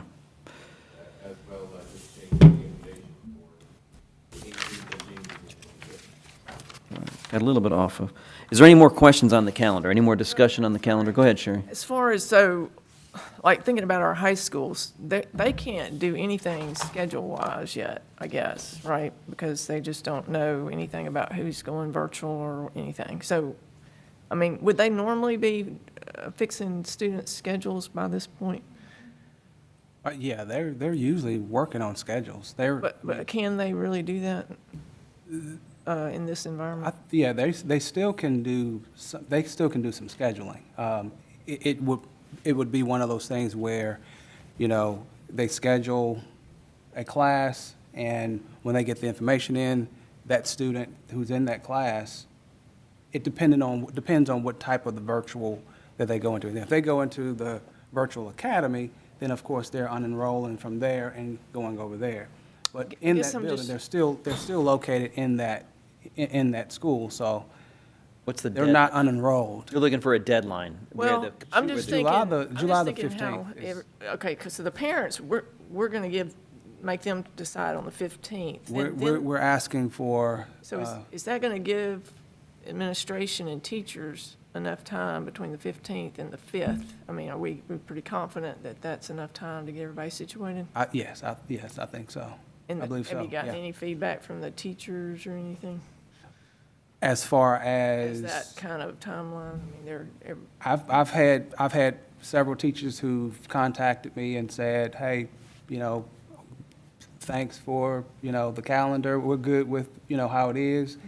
You know, so, and then I've had some who said, you know, hey, it would be great if we could move back. But, I mean, if you think about it, the 5th is that day that we set, but we're planning and working ahead to actually be ready for that 5th day. So, we feel confident that we'll have things in place. okay. Okay. Any more questions or comments on the calendar before we move on to the administrative item? oh, wait, are we not doing the C? Say what? We're not doing letter C? Oh, grade configurations. I'm sorry. Yeah, I'm sorry. Thank you. Did I say number C? I said letter C. Yeah, you said number C. All right. Grade configuration, changes at New Hope High School. 7-12, and New Hope Elementary pre-K 6. Oh, I have the. You have the I have clicker. clicker. Let's see if I can get this one right this time. No. Okay. Okay.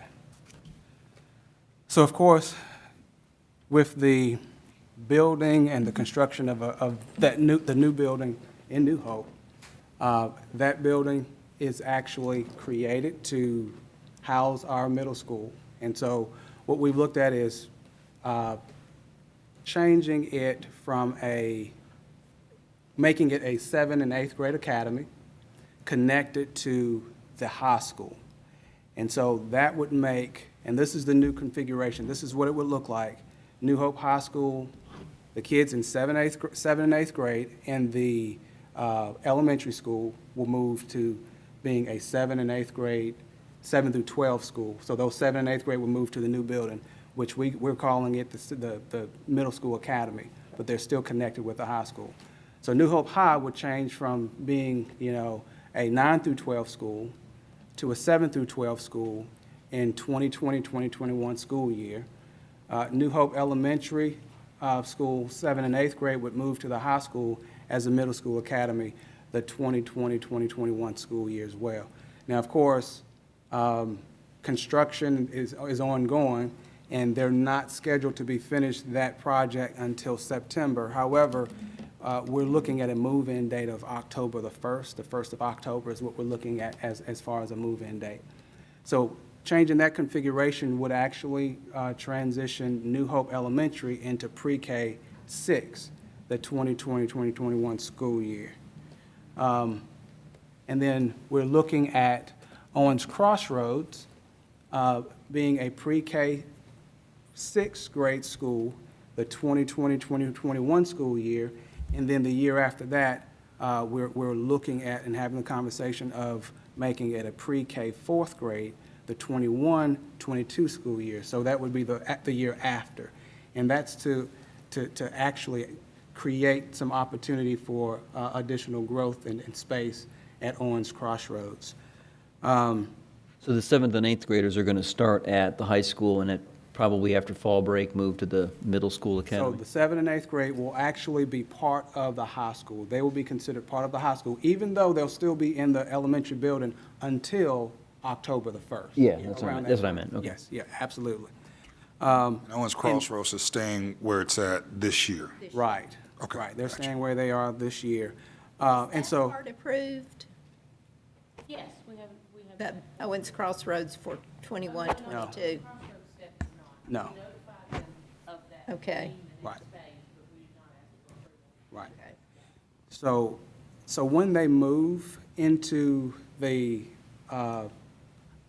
new building, 7th and 8th grade moves into the new building, then we'll send maintenance in for the other classrooms and get those other classrooms cleared up and cleaned up and things of that nature. So that's the plan. That's in terms of reconfiguring the school as it relates to creating a new opportunity for our students. Now, I sent this out. I actually created a video.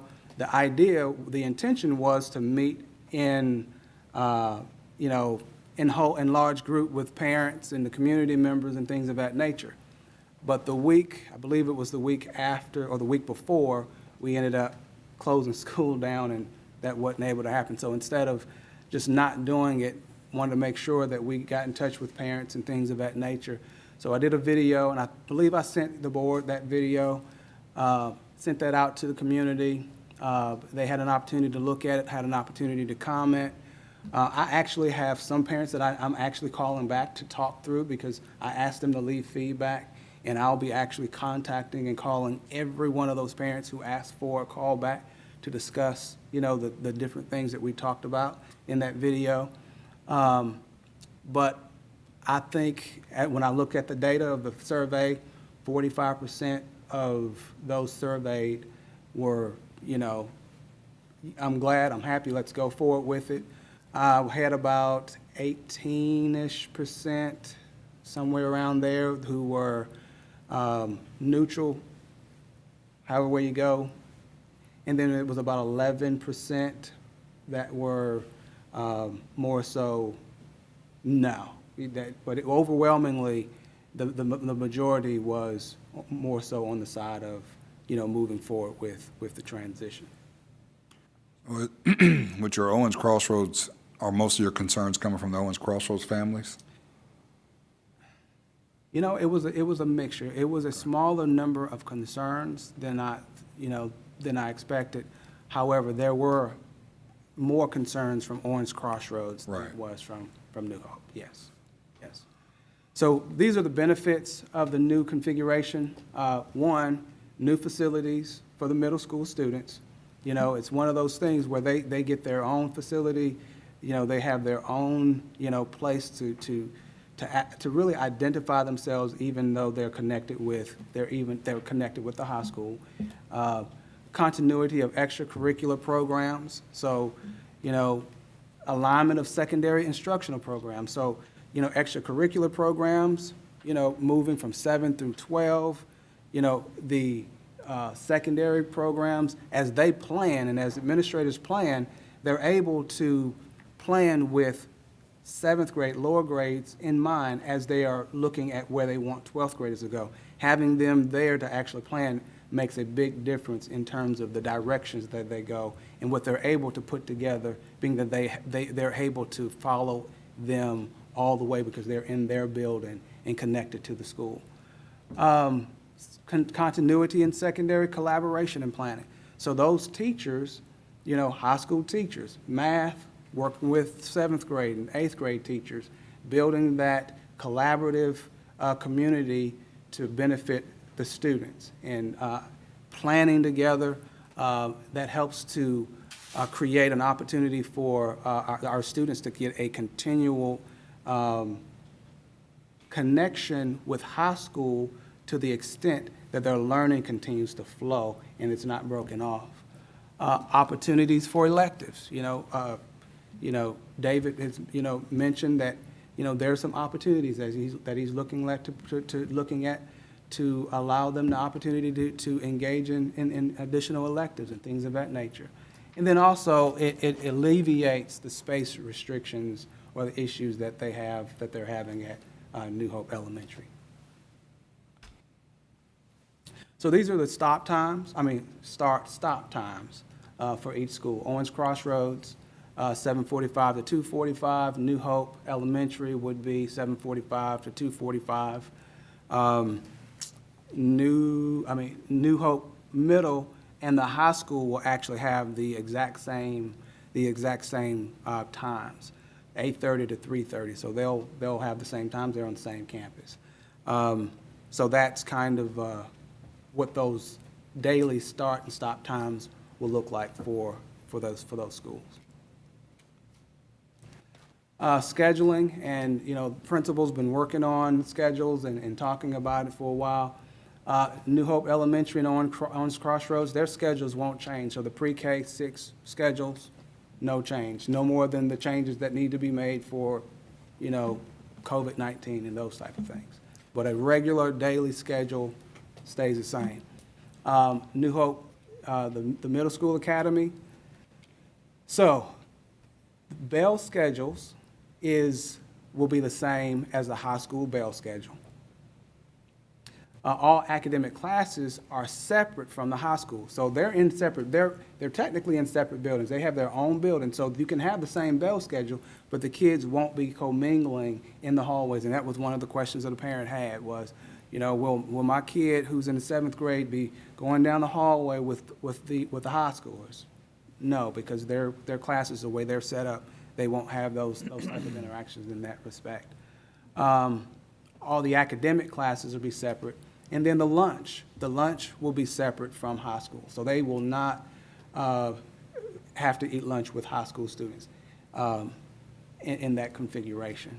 The 9 through 12, no changes as it relates to their schedule. So whatever schedule they're putting out, this doesn't impact or affect their schedule in any kind of way. And so right now, band and athletics, they're combined already. They're already, engaging in, those activities together, 7 through 12 anyway. We've had students who are playing up, at the high school and things of that nature. So that won't change. Staffing, looking at the staffing, middle school staff, the staff in the middle school will actually transition and move with those middle school students. So it's not any kind of change in that respect. And the reality is, because the school is transitioning after school starts, we've worked it out so that they're not losing personnel from the, they still, Hope Elementary will still have the additional assistant principal. They're keeping their, the SPED. So those personnel, we've tried to keep that the exact same as we go through this transition, because they're still going to be there for a portion of that school year. We wanted to make sure that that transition is as smooth as possible, that there are no issues with that.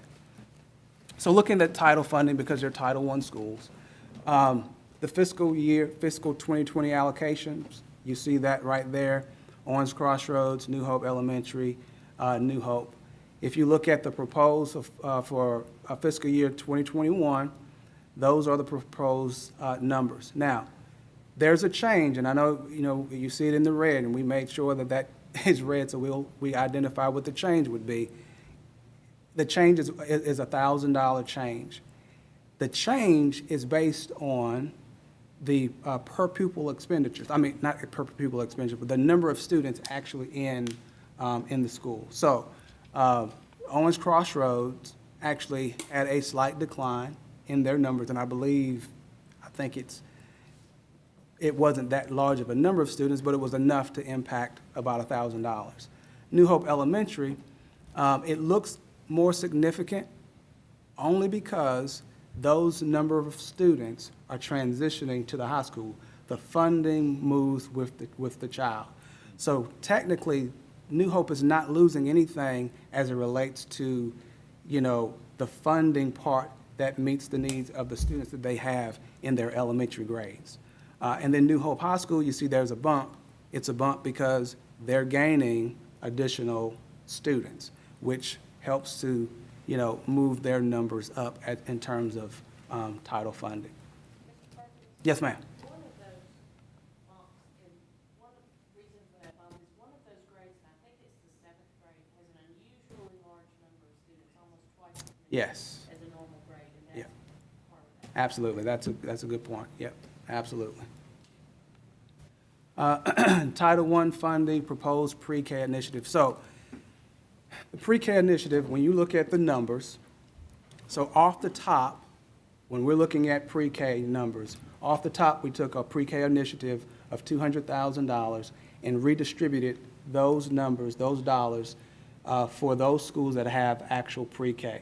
And that number came up to $25,000 per pre-K, per school that actually has pre-K. And that $25,000 number comes from, when you look doing an initiative like that, you're looking at that the schools that have the smallest number of expenditures, which came up to about $25,000, which was based off of Walnut Grove. So when you look at the allocation, it looks like, okay, the allocation has gone down, but when you look at the change from fiscal year 21, adding the $25,000, the total distribution actually moves up. So actually, the change is an actual positive of $13,000 for Orange Crossroads. New Hope, the change based on the numbers, but the $25,000 bump actually puts them at 181, and it looks like a $65,000 drop. But again, those funds, when you look at the high school, are moving with those kids to the high school. And so this is, on this slide, you're looking at the elementary Title I, the program, and the changes in the program. So fiscal year 2020, you're looking at, these are the expenditures that they had for these particular programs. The elementary, 2 classroom teachers, materials and supplies. The middle school, supplies, $4,000. But when you look at 2021, you see 0. And the 0, basically, those middle school students are gone, so they don't need those funds. because those funds are moving with the high school. Pre-K, you're looking at 64,000, and you're like, okay, wait a minute, there's nothing on that. Well, in talking with the state, we were able to secure $40,000 to actually offset that pre-K classroom. So we were able to keep those three pre-K classrooms without costing the school to actually do it. So that's why you see it zeroed out on that side there. And then the parent involvement numbers change because those students change, as well as professional development. $790 per teacher. And of course, that number's down because those teachers move with the high school. And then you're looking at New Hope High School. Well, New Hope, you're seeing an uptick, and you're looking at the middle school numbers. See, they didn't have anything for middle last year because they didn't have the middle school kids. But this year, they're adding the 77,000, which gives them an opportunity to hire an additional classroom teacher who will be teaching computer science, I believe it is, computer science. They're going to offer computer science. The Title I money is actually going to pay for an English teacher. That's the plan. They get their state allocated units. Those state allocated units, one of them is going to be used to teach computer science as an elective. And we're going to come back with Title I money to fund the English teachers that they need to run the schedule that they would like to have. So, as you can see, the high school's benefiting, the kids are benefiting from it, and none of our schools are going to suffer as a result. This is just a holistic view of the entire New Hope family. So if you look at the bar graph there, if you notice, there is a continual uptick in funding. And so at the end of the day, and the only reason that you see the 2020 numbers decrease for the elementary school is because of the student numbers. But at the end of the day, the entire family actually will get a bump of $20,000 in that family for that year. So that's definitely a benefit. Any questions?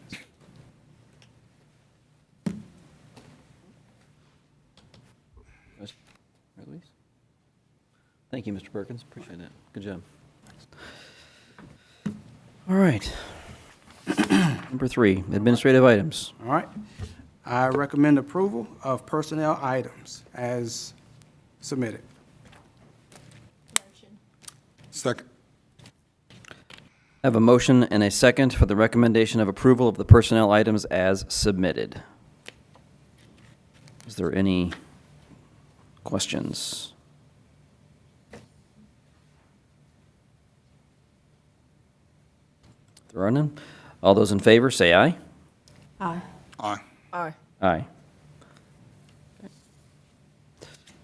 And we've already discussed the moving of the meeting date from the 18th of June to the 25th of June, and we discussed the additional dates for the rest of the calendar year. So, barring anything else from any member of the board, Just looking at the slides that he sent us on the reopening task force, are schools going to be responsible for getting their own supplies, or is that going to be done from a system level?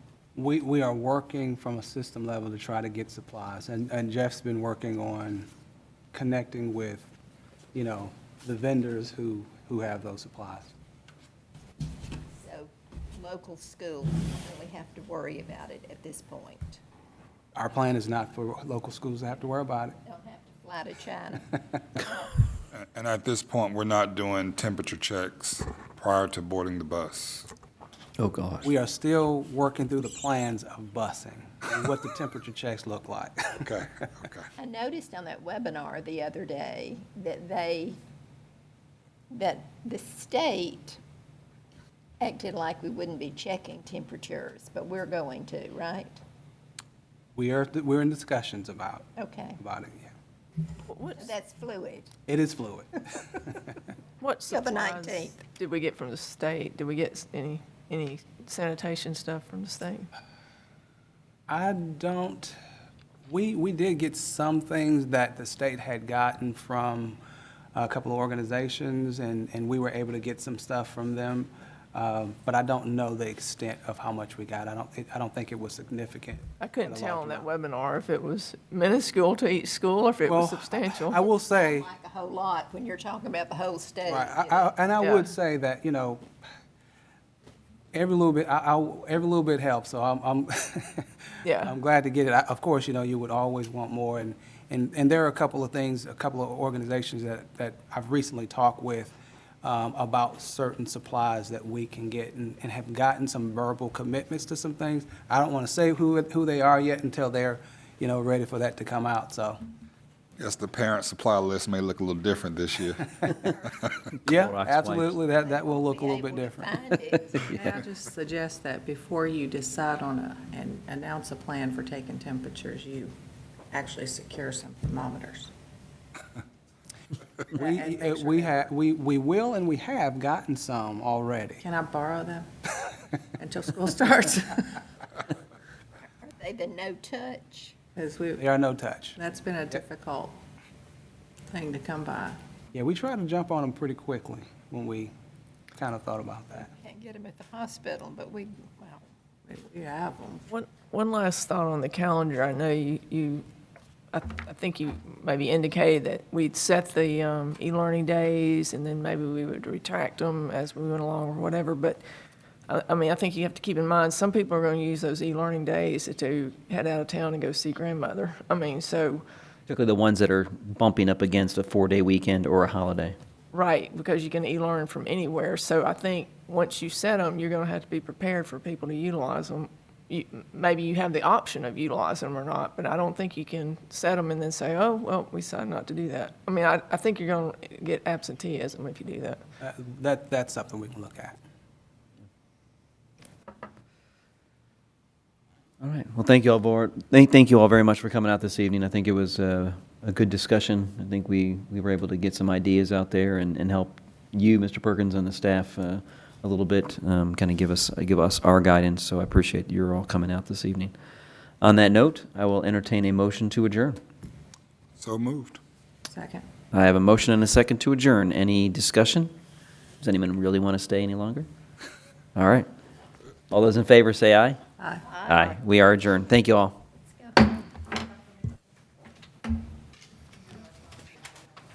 Trying to wait.